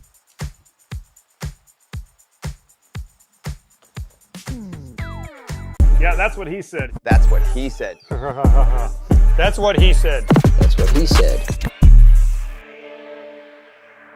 Hey, the Rockies are playing some good ball against the Dodgers right now. And after they won Saturday's game, talking about Colorado, Dalton Rushing had some comments, and he used a word that started to circulate around the Rockies clubhouse, and they responded. So let's start with Rushing, the hotshot Dodgers catcher's off to a great start, great dude, and what he pondered after the Dodgers lost to the Rockies Saturday. I think it could have been a little bit of both sides. I think they had a good game plan as an opposing team, and maybe I pitched into their game plan as far as calling pitches. I'm not 100% sure. I think it's odd. Some of those hitters that do what they do, they go up there and they were on the first pitch that was thrown. So it's fishy, but Fishy. What's fishy? Dude, if I'm facing Roki Sasaki, guess what I don't want to wait around for? A split. Wait, I'm going to take this even So I'm further. going up there first pitch saying, dang, if he throws me a heater, I'm jumping it. I will take this even further for you. The Colorado Rockies Probably swinging more first pitches than anybody because they probably have the youngest team. are first pitch swing percentage. They are, I believe, first. Yeah, they have to be. Second in swing percentage over. The Yes, Rockies they swing. They're young. And they don't swing. walk. Yes. That is the Rockies for you. And Dave Roberts, the next day before Sunday's game, which they lost the Dodgers, lost to the Rockies, he said, like, nah, bad breakers, not executed, It's whatever. Colorado, too. Let's not forget. It's also Colorado. The ball doesn't exactly move the same ways. Correct. And that was after, just to clarify, because, again, like, every Dodger fan's going to nitpick every single thing.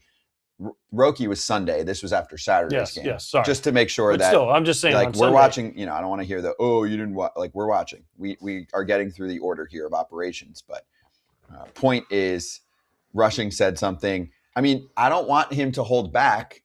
So does Dave Roberts have to say anything to Rushing, or he just, like, lets him say his piece, and then Roberts says, nah, I disagree. I think we weren't executing our pitches. I want to know what he means. What does he mean? What do you mean by it's fishy? Like, is he saying that it's not a good approach to go out and swing at the first pitch? Is he saying they knew what was coming and that's what's fishy? But man, do I love the trolling. I am not a trolling fan in baseball. I don't like when, like, high school teams troll each other. It just seems like a waste.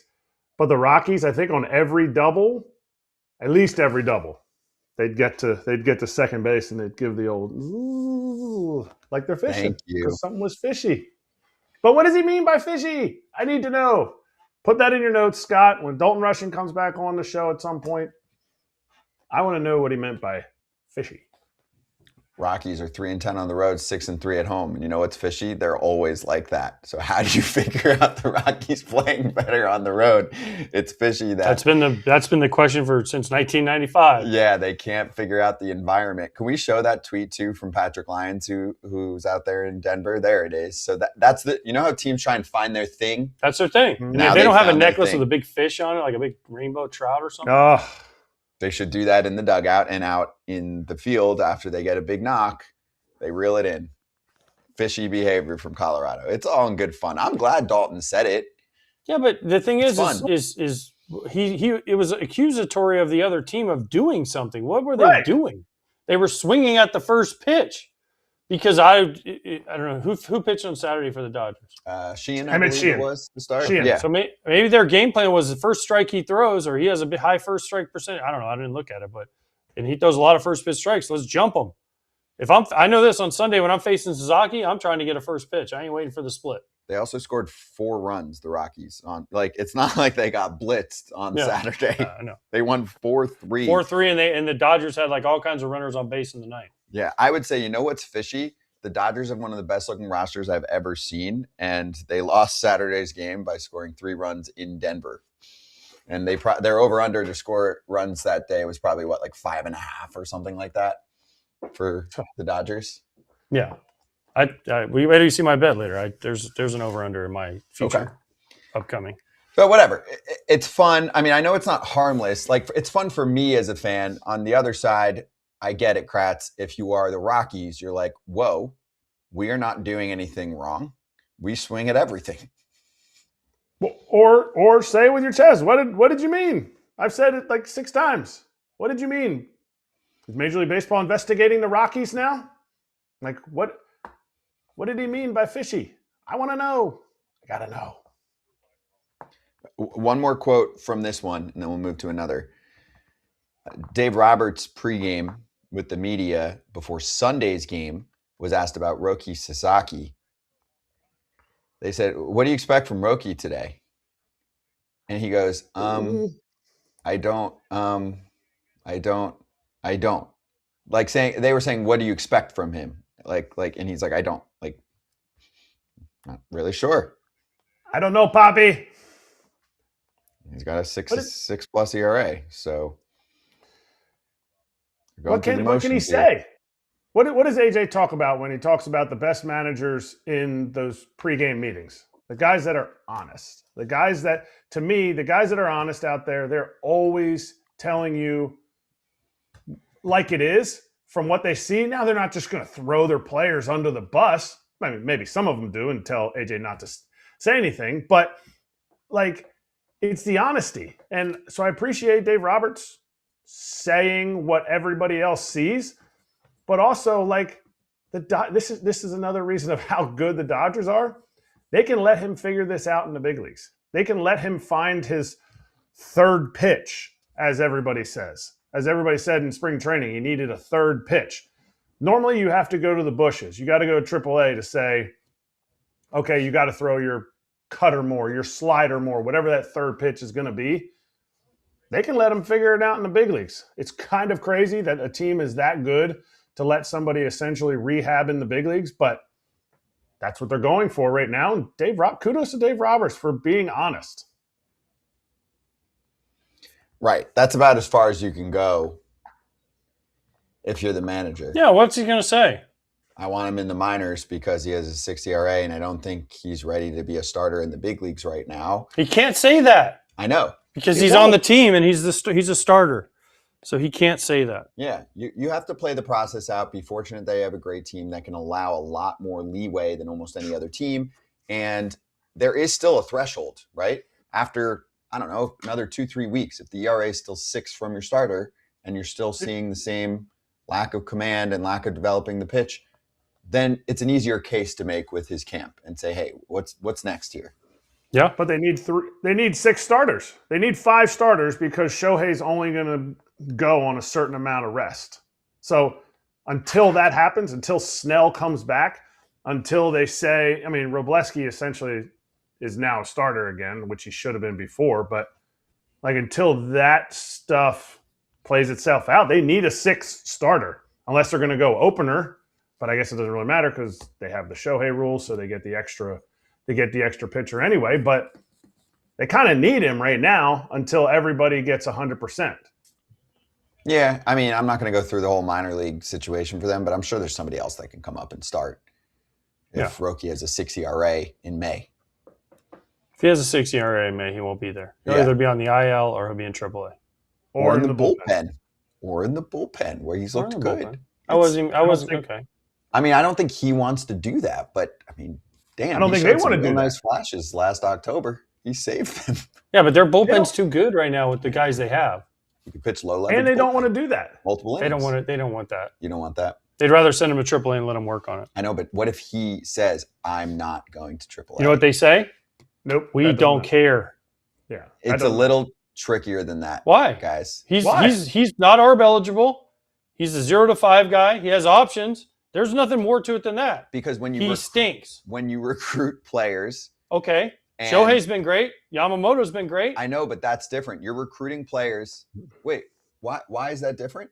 Yeah. Because when you're recruiting Roki Sasaki and the money was pretty much the same to go to any team, part of the lore with the Dodgers was not just them being the Dodgers and having all these guys. It's like, I'm going to get a chance to succeed in the majors. Because the thing that many other teams can say against it is, well, that's a playoff team and you're not going to be able to kick it in the rotation and do that for a while. And they're actually giving him leeway. No player thinks like that, though, Kratz. No player goes to that. He picked LA because he thought that was the best place for him and where he'd do well. Roki Sasaki did not go into this saying, no player now, 25 years from now, 100 years from now, 2 days from now, will come over to the U.S. or sign a contract and say, man, if I go to crap, they're going to send me down. Because you never think you're going to go to crap. I know, but so the recruiting pitch is the same. Hey, we'll give you every opportunity. Because you know what? If he was in another team, his ass already might be in AAA. Because they would say, hey, we can't afford to use this. The Dodgers are at least saying, hey, you're still starting every 6th day, 7th day, whatever it is. But you know college recruiting. So if I'm the Yankees and I'm recruiting the next Hae-Sung Kim or Roki Sasaki, college recruiting. I'm going to say, hey, and let's say it doesn't work out well for Roki. I'm going to be like, Roki's in the minors. Kim has been great when he's up in the bigs, but then let's say Mookie's back and he's not playing again, and you're like, and this guy can't even find playing time. You should sign with our team. And the Yankees might not be the best example, but you should sign with our team because we're going to let you play and give you a But if all things are equal, they'd rather go to LA. And you're talking about college recruiting, and Kratz can speak on this too. All the teams go, well, you were here for a year, you didn't play. Transfer, please. We'll find someone to fill your spot. Mm-hmm. And those teams still do well. LSU, Tennessee, Florida, Georgia Tech, whoever you want to name, Texas. They kick kids out every year. And you know what? The next kid in line goes, well, I'm not that kid. I'm better than him. And I can handle it. And I'll make my point. Professional athletes don't think like that. I'm overthinking, Yes, you're way overthinking this. Roki. Because the Yankees, what was the Dodgers had the lefty. Keigawa? Was he Dodgers or Yankees? He was Yankees with Keigawa with the blue glove. There was another Dodger lefty that came over after Nomo, and he was not very good. I know, but now we're going way back. But that's what I'm saying. But it doesn't matter because the next guy that comes over, whoever that guy, I don't know who the next Japanese stud is coming over, and the Dodgers give him the same amount of money, and he's got a chance to win. And they say, Roki Sasaki had to go to AAA. Whoever that Japanese guy, Korean guy, Dominican, American, whoever that guy is, you know what they're going to say? I'm not him. I'm better than him, and I'll make it work. Mm-hmm. That's how these guys think. It's not. They're not worried that about never hits anybody. Okay. He got sent down. They can do it to me. No, I'm not going to be that guy. Last thing, Kim. He was hitting really well in spring training. They send him down, comes up. Now he's hitting. But when everyone's healthy, Edman's going to come back, Mookie's going to come back. They don't really have playing time for him. It looks pretty good right now. You can't use that case when you're recruiting someone in the future and say, hey. Other teams will use it against them. That's what I'm saying. But they're still the Dodgers. Yeah. As long as they're winning World Series and going to the World Series every year, guys are going to want to go there. It's LA. It's the biggest market, especially Asian guys, because it's LA to Tokyo, LA to Seoul. Yeah. There's direct flights probably 3-4 times a day, right? It's easy. It's more appeal. There's an Asian culture already built into the city, right? So, yes, that doesn't. It's, you know what it is? It's reality and it sucks. And it's baseball and it's real world. Right. If you don't play, you get shipped out. You're not good, you go bye-bye. Sorry. Two things. I think the Dodgers will have to decide what's more disrespectful but also helpful for his career. Sending him to AAA to be in the bullpen where he had success. To be in the bullpen in the big leagues where he had success. And it looks like something's wrong with Edwin anyway. Or is it send him to AAA where he's got to learn and develop, and then you have a pitcher they still have him for 5 more years. They got 5 years of club control because, he's not going to become a free agent anytime soon. And the next Japanese star that the Dodgers are going to get is the 16-year-old Haruki Komoda. If you haven't seen him, he's ridiculous. He throws 95. He hits dingers. He looks like Aaron Judge compared to the other high school kids in Japan that he's playing against. It's crazy, the video. But anyway, continue. And I will be doing that tonight. I will watch some highlights. Let's swing back and talk about Eric Lauer's comments over the weekend.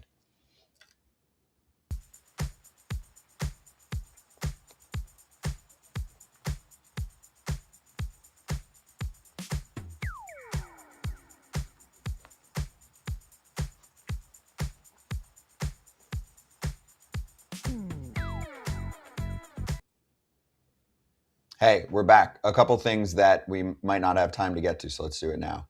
I mentioned Ben Rice, but he's homered in 4 consecutive games. Yankees swept the Royals over the weekend. How good does he look? How good do you think he can be? Like, is this a all-star player? Like a multi-year caliber all-star? He's a good player. What are you seeing? He looks good, hit. right? He can hit. This dude can hit. He's always been able to hit. Yeah, they've had trouble developing position players. This looks like they nailed it. No, this one's good. He can hit. He's going to be a star. He's already a star. He's going to be a star. Mm-hmm. He nailed it himself. He was a catcher. The dude's super smart. He's figured out exactly what they're trying to teach in the minor leagues. But I feel like what they're trying to teach, he then put it into like a big league swing. Like the fact that he's able to control the strike zone, the fact that he's not afraid to just do damage pull side in the air, which I get it. Sounds like, well, why shouldn't everybody do that? But his ability to do that, his ability to essentially walk the same as he strikes out are his superpowers. And oh yeah, he has a ton of power. And what is crazy too is the fact that eventually he's going to be either protection for Judge, or I see them moving him in front of Judge because they love that right, left. And I don't know. I think his numbers could go, now obviously not up from where they're at, but continue to do it and continue to be, this type of player for a long time, as long as Aaron Judge is hitting around him somewhere in the lineup. I don't want to simplify things, but sometimes we look at players and go, oh, they added this much muscle and stronger and whatever. We did a show in Somerset when he was in the minors, and he was probably 6'2", 210, 215, and now he is a 6'2", 230 monster. He grew into his body. He's clearly lifting and doing all the things. He's figured it out. He's got it. He's figured some stuff out, man. He looks really good. He does. He looks really good. Powerful. Takes people a little longer. Like, he's not 22, 23 years old. He's almost 28, I think. No, he's 27. Just turned 27. Yep. 27 season. He turned 27 February 22nd. So, yeah, late bloomer. It's kind of the dream in baseball. You're not going to have to pay him as much. I would have still traded him for Paul Skeens, just saying.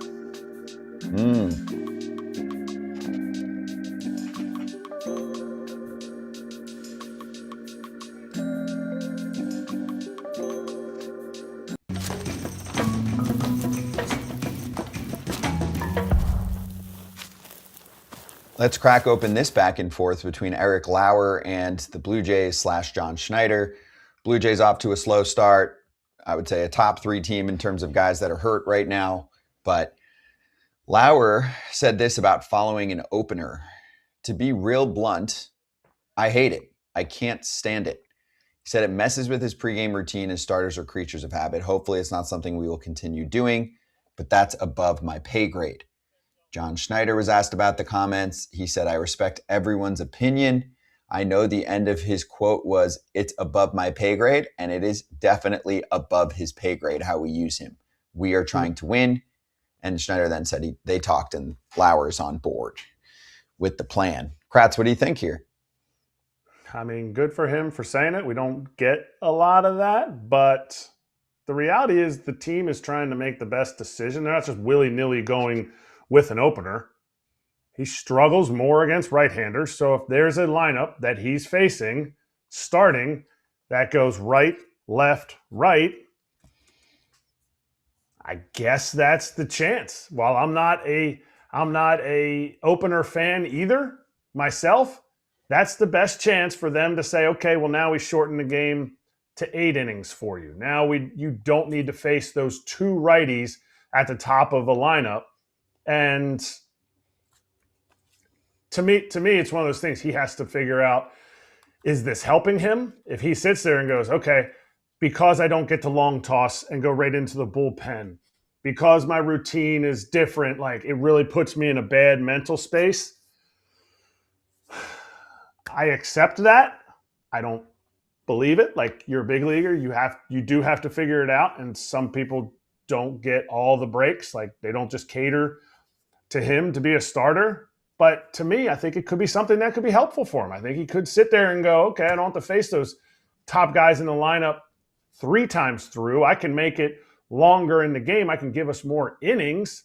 I just have to figure out my routine. I think that's what he was hinting at, and I get that could be tough, but you got to kind of figure it out. We always wanted someone to say this. Finally, someone said it. Whether it's being the guy piggybacking an opener or being the opener, guys have said we don't like it. And guys have gone to arbitration and said they don't like it because it gives them a game started, but it only gives them 1 inning pitch. Remember Ryan Stanek for a while was that guy, and he said it hurt his salary. And now Lauer, he's going to get to pitch the bulk, but when he goes to arbitration again, he's in arbitration again. Well, you know what happened? This is actually the perfect case. But you see what I'm saying? But then he goes and they say, well, you're not a starter. You're just a bulk middle reliever, so you should be paid less. So, I mean, there's a lot that goes into this. And the teams and openers have really usually worked has been on younger teams because they don't. But when you're the Blue Jays and you have some older guys, and Lauer's probably the youngest of their starters that they have other than the Savage who's not pitching right now, they're like, oh, we can do it to him. You're not doing this to Scherzer. You're not doing it to Gausman. You're not doing it to Barrios. You're not doing it to those guys. So this, in addition, but again, I don't know because I don't watch the Blue Jays every day. Now, John Schneider freaking snapped back at him. It was like, you're right, it is above his pay grade. So, okay. So what's the level of the pay grade that it has to be to where you don't get an opener? Is it Gausman? Is it Scherzer? Is it Barrios? Is it Dylan Cease? They ain't putting an opener. If it's left against Dylan Cease, they're not using Eric Lauer as the opener and then bringing Cease in the second. That's correct. So that's where, but the question for me is what's that level of how high does your pay grade have to be in order to not have it? Well, I'm going to give you like a little bit of the history here. So last year had a dynamite season. He did have a great year. Okay. But he had been trying to find himself and had some success as a multi-inning reliever, right? And started building up the innings. In the past, there was a very clear drop-off in his career after 50 pitches. So you're like, oh, this might be the right spot. But then he really starts to find it, and all of a sudden you had the injuries last year with Bowden Francis and with Scherzer. He's thrust into the rotation. 14 starts from June 11 to August 16. He produces a 3.05 ERA. On the season, he had a 1.34 ERA plus and over 100 innings. He was great in the ALCS and the World Series. And then you get to arbitration, and he loses, it sounds like, because they were like, you're not a full bona fide starter. And that's a good way to piss someone off. And all of a sudden, you're now in 2026, Kratz coming off a huge year. It's like, I couldn't have done anything better. And you're being asked to do the opener thing again. Do you think there's any factor there from what happened with arbitration for a guy who's not some MLB players are rich. He's not racking in millions of dollars. I think the case was over like 1 point something. Yeah, but so his case was, the argument was he actually got a salary decrease. For everybody who didn't know, in 23, I think he made $5 million, and then in 24, he was essentially not in the big leagues. So in 25, he got a minor league deal, a non-roster invite that ended up being a big league deal because he was in the big leagues. So he got a salary decrease, and so that made him mad. But this is obviously a way bigger case. But when Hader had his arbitration case, they argued, you're going multiple innings, so we're not gonna see you the same ways. And he's like, okay, I won't go multiple innings from now on. Now, this is Eric Lauer's career. This is not exactly like Josh Hader's, but Josh Hader did that because he got docked. It didn't mean he wasn't competitive. It didn't mean he didn't care about his team. It meant the system docked him. So why would you, unless the teams are unafraid to be like, okay, this is an individual case, we're not gonna dock you. Same thing with Lauer. Lauer's like, I think it's twofold. I think he feels like the routine messes with him, that he wants to be able to start, but also the arbitration part really matters because he's not 25 years old. He's not going to have a ton of paydays. And so at 30 years old, you understand you just went through the arbitration process where they kind of screwed you. So I'm not going to sit here and just hold my tongue the whole time. Yeah, and one quick note at the end here, because he was coming over from Asia and this was like an MLB labor Relations Department versus PA battle. Like this was like a case that was more mini landmark. In the future, what'll happen is what Ken Rosenthal wrote about and others have written too. You can negotiate language that allows players like that to become free agents at the end of their contracts. They're going to push for that because of a case like this. So, he lost that battle. He actually probably helped a lot of guys going forward because of how this all played out. So it's still kind of spilling into this year. Good debate, good and interesting discussion. All right, we'll be right back.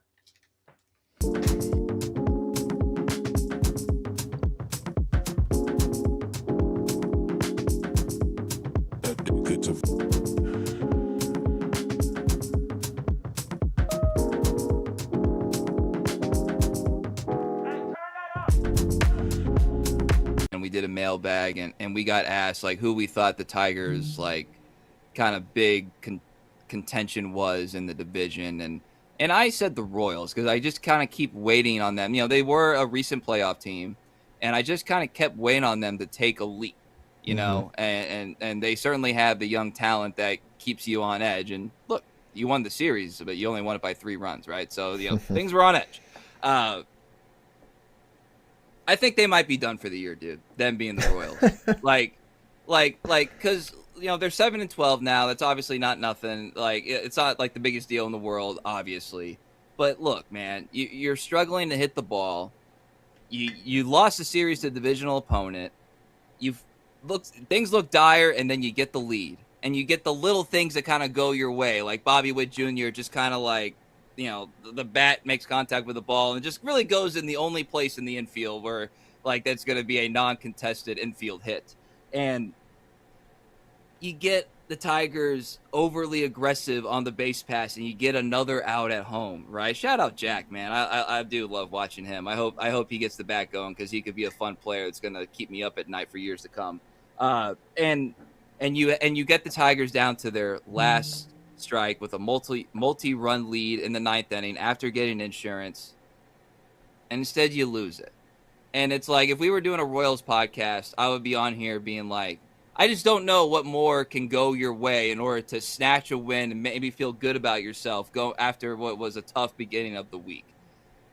This feels like if it's a remember game for the Tigers, this could be a remember game for the Royals, man. It just feels like a pretty defeatist way to go out, and it's only April 16th, but that's how I feel right now. Oof. I will just say there was a time in about July of last year where people thought the Cleveland Guardians were done, so let's never say never here. And also, as long as the Royals have Bobby Witt, Cole Reagan, Seth Lugo, Chris Bubich, I'm not going to say they're done by any means.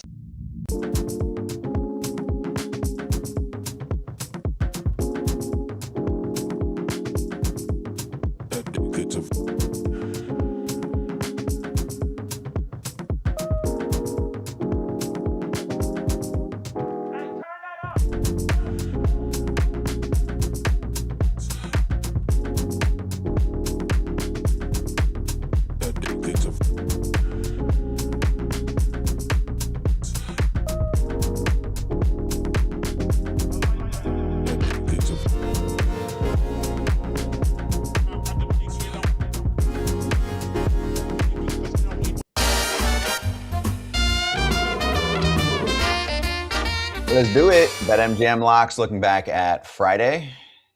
I feel like, I've mostly been terrible this year, but then when I do win, nobody else does. So, at least the Cardinals and Astros scored runs. Did you see what Kevin Pillar tried to do, AJ? Yeah, what was the 17,000? He tried to pair Schwarber, Vladdy Jr., and James Wood for homers. It didn't work. 1 out of 3. Yeah, 1 out of 3. But that's not the game. You got to get all 3. That's not. It's more of a. Oh, so if he would have won, he would have won 17,000. He would have won whatever plus 17,807 is on $100 down. It's a lot of money. $17,800. Yeah, exactly. 17,807. That's how good my brain works after the weekend. Womp womp. Money bags. We got to start with the guy well in the What green. happened to Pap? Pap. I know. Pap He was went big. falling apart. Yeah, he went big. He got. You know what happened? He got talked into things that he shouldn't be doing. He did. It was Todd. Todd was going big on bets, and he was like, "Oh, that's it, Pap." And then Pap starts going big, and then now Pap's down. Todd baited him. Pap's learned his lesson. Yeah. All right. What do you have? Calm and steady wins the race. I got a big one today.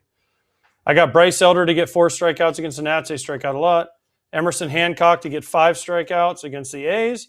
And over 11.5 for the Dodgers and the Rockies, and that gets me to plus 383. Mine's easy. I got the Reds. Anytime I can get a hot team at plus 100, Rhett Lauder, and besides like 10 minutes ago, the Rays didn't have a starter, but now it's Jesse Schultens. So ex-White Sox, great. So plus 100, put down 500 to win 500. Bang. Pap, you're up.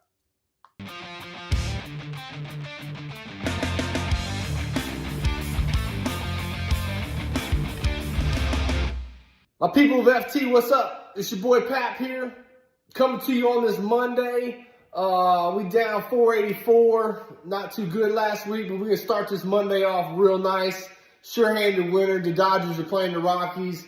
We all know how those games go. Dodgers minus 2.5 in the run line at minus 130, and we put 400 on it. Let's get this Monday started off right. Let's get that cheese, baby. Okay, Pap. I mean, Rockies have played them tough the last couple of days, but yes, the Dodgers could explode at any moment. I've got the run line for the Braves. It's at 1.5 plus 110 to beat the Nationals. Braves coming off the sweep of the Phillies. Nats dropped a series to San Francisco. It's Elder who's been insane. Jake Irvin not pitching well so far. Nats bullpen not good. Both are good offenses. Braves bullpen's great. Add it all up. I'll take them with a big win tonight. I'll go 200 to win whatever that is. 220. I can't add today. 220.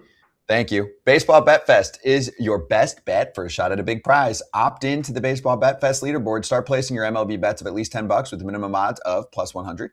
The greater the odds, the more leaderboard points you'll win if your bet hits. And eventually, you can win a share of a $100,000 prize pool, including $25,000 for first place. That's the top 50 players that are involved in the prize pool there on bonus bets. Go check it out at betmgm.com or on the app. Gambling problem or concern? Call 1-800-GAMBLER.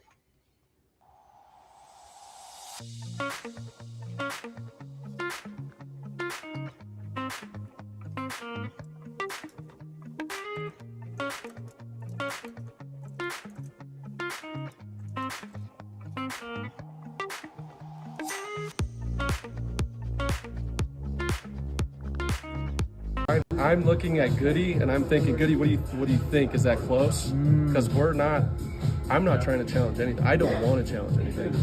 And so it was just a natural reaction, like, Goody, like, what do you think, Goody? And then the umpire, and I get it.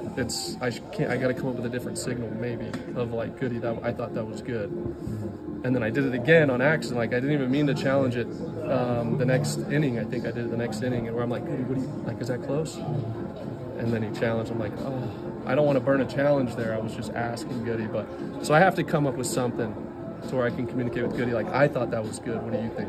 Because I do not want to challenge anything personally. That's Michael Lorenzen of the Rockies trying to figure out how to let his catcher Hunter Goodman know, like, should we challenge that? Wait, guys, I know you guys are both catchers. What if he does something else, like taps somewhere else on his body for a check? Here's the thing: if the catcher thought it was a strike, he would have already done this. So I don't. Right. Michael Lorenzen doesn't need to ask. You don't want the pitcher to help at all.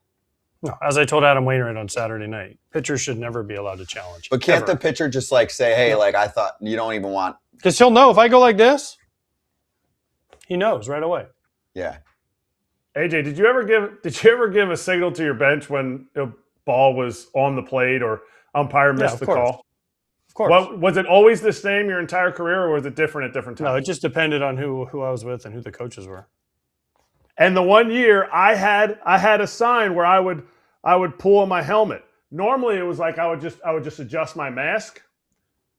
What if that was your sign? What if your normal sign was just, and you were just used to it all the time? I guess you would stop, but you switch it, guys. There's a million things you can do. You stop. I don't understand why this is such a big deal. You stop. But okay, let's fast forward. Even if they're like, you know what, we're going to let Lorenzen a couple times a game just communicate with Goodman and be like, oh, I think that might have been something. Okay, great. So don't tap your head. That's what I'm saying. Do something different. else. I mean, he indicated that, but he's like, maybe I have to change it. It's like, We love Michael, but no, you definitely have to change it because the umpire is just doing his job, and the catcher also is confused.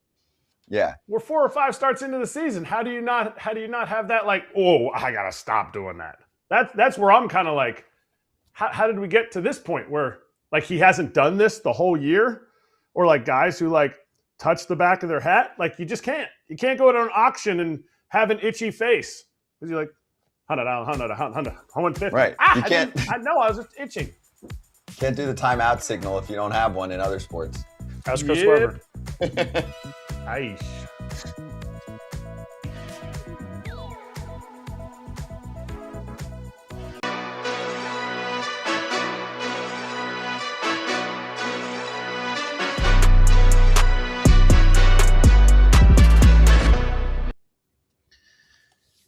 Let's slap. Welcome back, everyone. Great first show of the week on a Monday here. Live 2 hours every single weekday. Kratz, what do you have for us? Chance to rock my Guardians, John, because Austin Hedges got engaged and we had Rhys Hoskins on. Sneaky, really low voice, by the way, if you didn't know. I was thinking about that. He has a super, super deep voice for Rhys. Yes. He was good. He was good. We're staying on, by the way. Guardians are good. Guardians are good so far. Yeah. Pitching is good. They're what we thought they are, and they get some. They're getting some contributions from young guys, which they needed. And Ramírez isn't even popping off yet. He had a good week. This past week was legit. I guess so. Yeah. I hope he keeps running too, because I put a little cashish on him leading the league in 2 things: leading the league in stolen bases and having over 40 stolen bases. So, come on, Hosey, keep on running. He's at 10. And wow, that is crazy because I remember looking like a week ago. I was like, oh, he's offensive numbers, slow start. Now he's literally almost exactly where he always is. Yeah, he'll be fine. He's going to the Hall of Fame for a reason, Scott. Yeah, he's consistent as hell. I wasn't saying he's toast. We're going to stay on YouTube. We're going to talk about Cam Schlitler, the story that came out about him and Red Sox fans. So we'll do that for a few minutes before we get people ready on YouTube for Dodgers Territory, which is the live show that follows us. And if you're new to FT Network, we have just about every team covered with its own show. I think there's only a few left. I think there's like 4 or 5 left. Otherwise, we have just about every team covered. The Nationals are now in the mix. That includes Kevin Franzen, who's on that show, District Territory. Check it out. Every little thing's gonna be all right.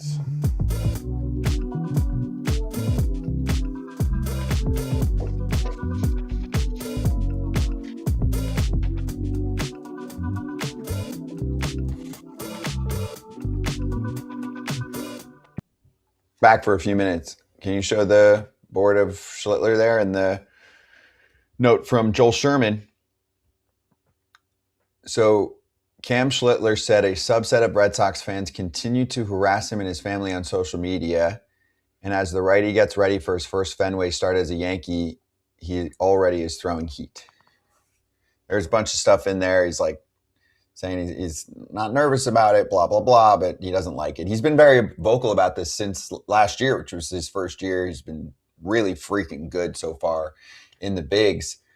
The only thing I'll say, it's awful. We don't condone it. The only thing I will say is, doesn't like every player and like deal with some of this stuff? Everybody deals with something. Everybody, I mean, announcers deal with it. I get it. Every time I do a game on Saturdays, people come at you and just, you got to tell people to get off of it. Then, like, you got to tell your family and friends it's easier said than done. I get it. It should not be like this at all. You should not. If you go after somebody on social media, I'm sorry, you suck. You suck. But you suck. You shouldn't do it. And don't do it. You don't need to do it. I know, but people are going to see that and then just go harder. That's just how the you have to ignore mom's basement people work. Yeah, just ignore it But it sucks because your family has to deal with it. People have to deal with it. It just sucks. But it's not their job. So the one thing is, like, I know everyone likes to be like, oh, I have to show everyone every single thing I'm doing. Like, you don't have to participate. Or you can have a burner account where you actually spend your time on Kevin there Durant? and then no one knows how to reach you. KD and many others. Wasn't there the NBA GM who had a burner? Yeah. There's so much of that. So yeah, Kratz, is it the best answer? No. But the one thing I'm sure of is we're nowhere close to being able to police or catch that. So the only great answer right now is just you're a family member of his, just don't have it. I mean, or don't look at it. Whatever it is, it sucks, but it's really the only thing that you can do because then they can't really reach you from there. If somebody's like, finding your address or your number or whatever, you can get the cops involved on that. Social media, kind of tough. We had a line. Just fans, I hope you don't cross the line, but people like family, friends of Cam Schlitler, sorry, just be family and friends with him. Don't necessarily be a tweeter with him. Don't be a social media cohort or anything. And get off of it because people just are relentless. We hate the Mets. I'm pretty sure that's going to be on Twitter today, that FT hates the Mets. I could really care less about the Mets. I think you're going to be okay today. I think Mets fans right now hate the Mets. So everyone's grieving together as they're watching, whether you're a fan of them or not. Scott, hurt people, okay? So right now Mets fans are hurt, so they'll come at AJ more than me because they don't like AJ. Yeah. Oh, I dealt with that 10 years ago. I was on MLB Network and I said, I think they might be wasting Mike Trout's prime. Those people don't bother me anymore. Bye. Too soon.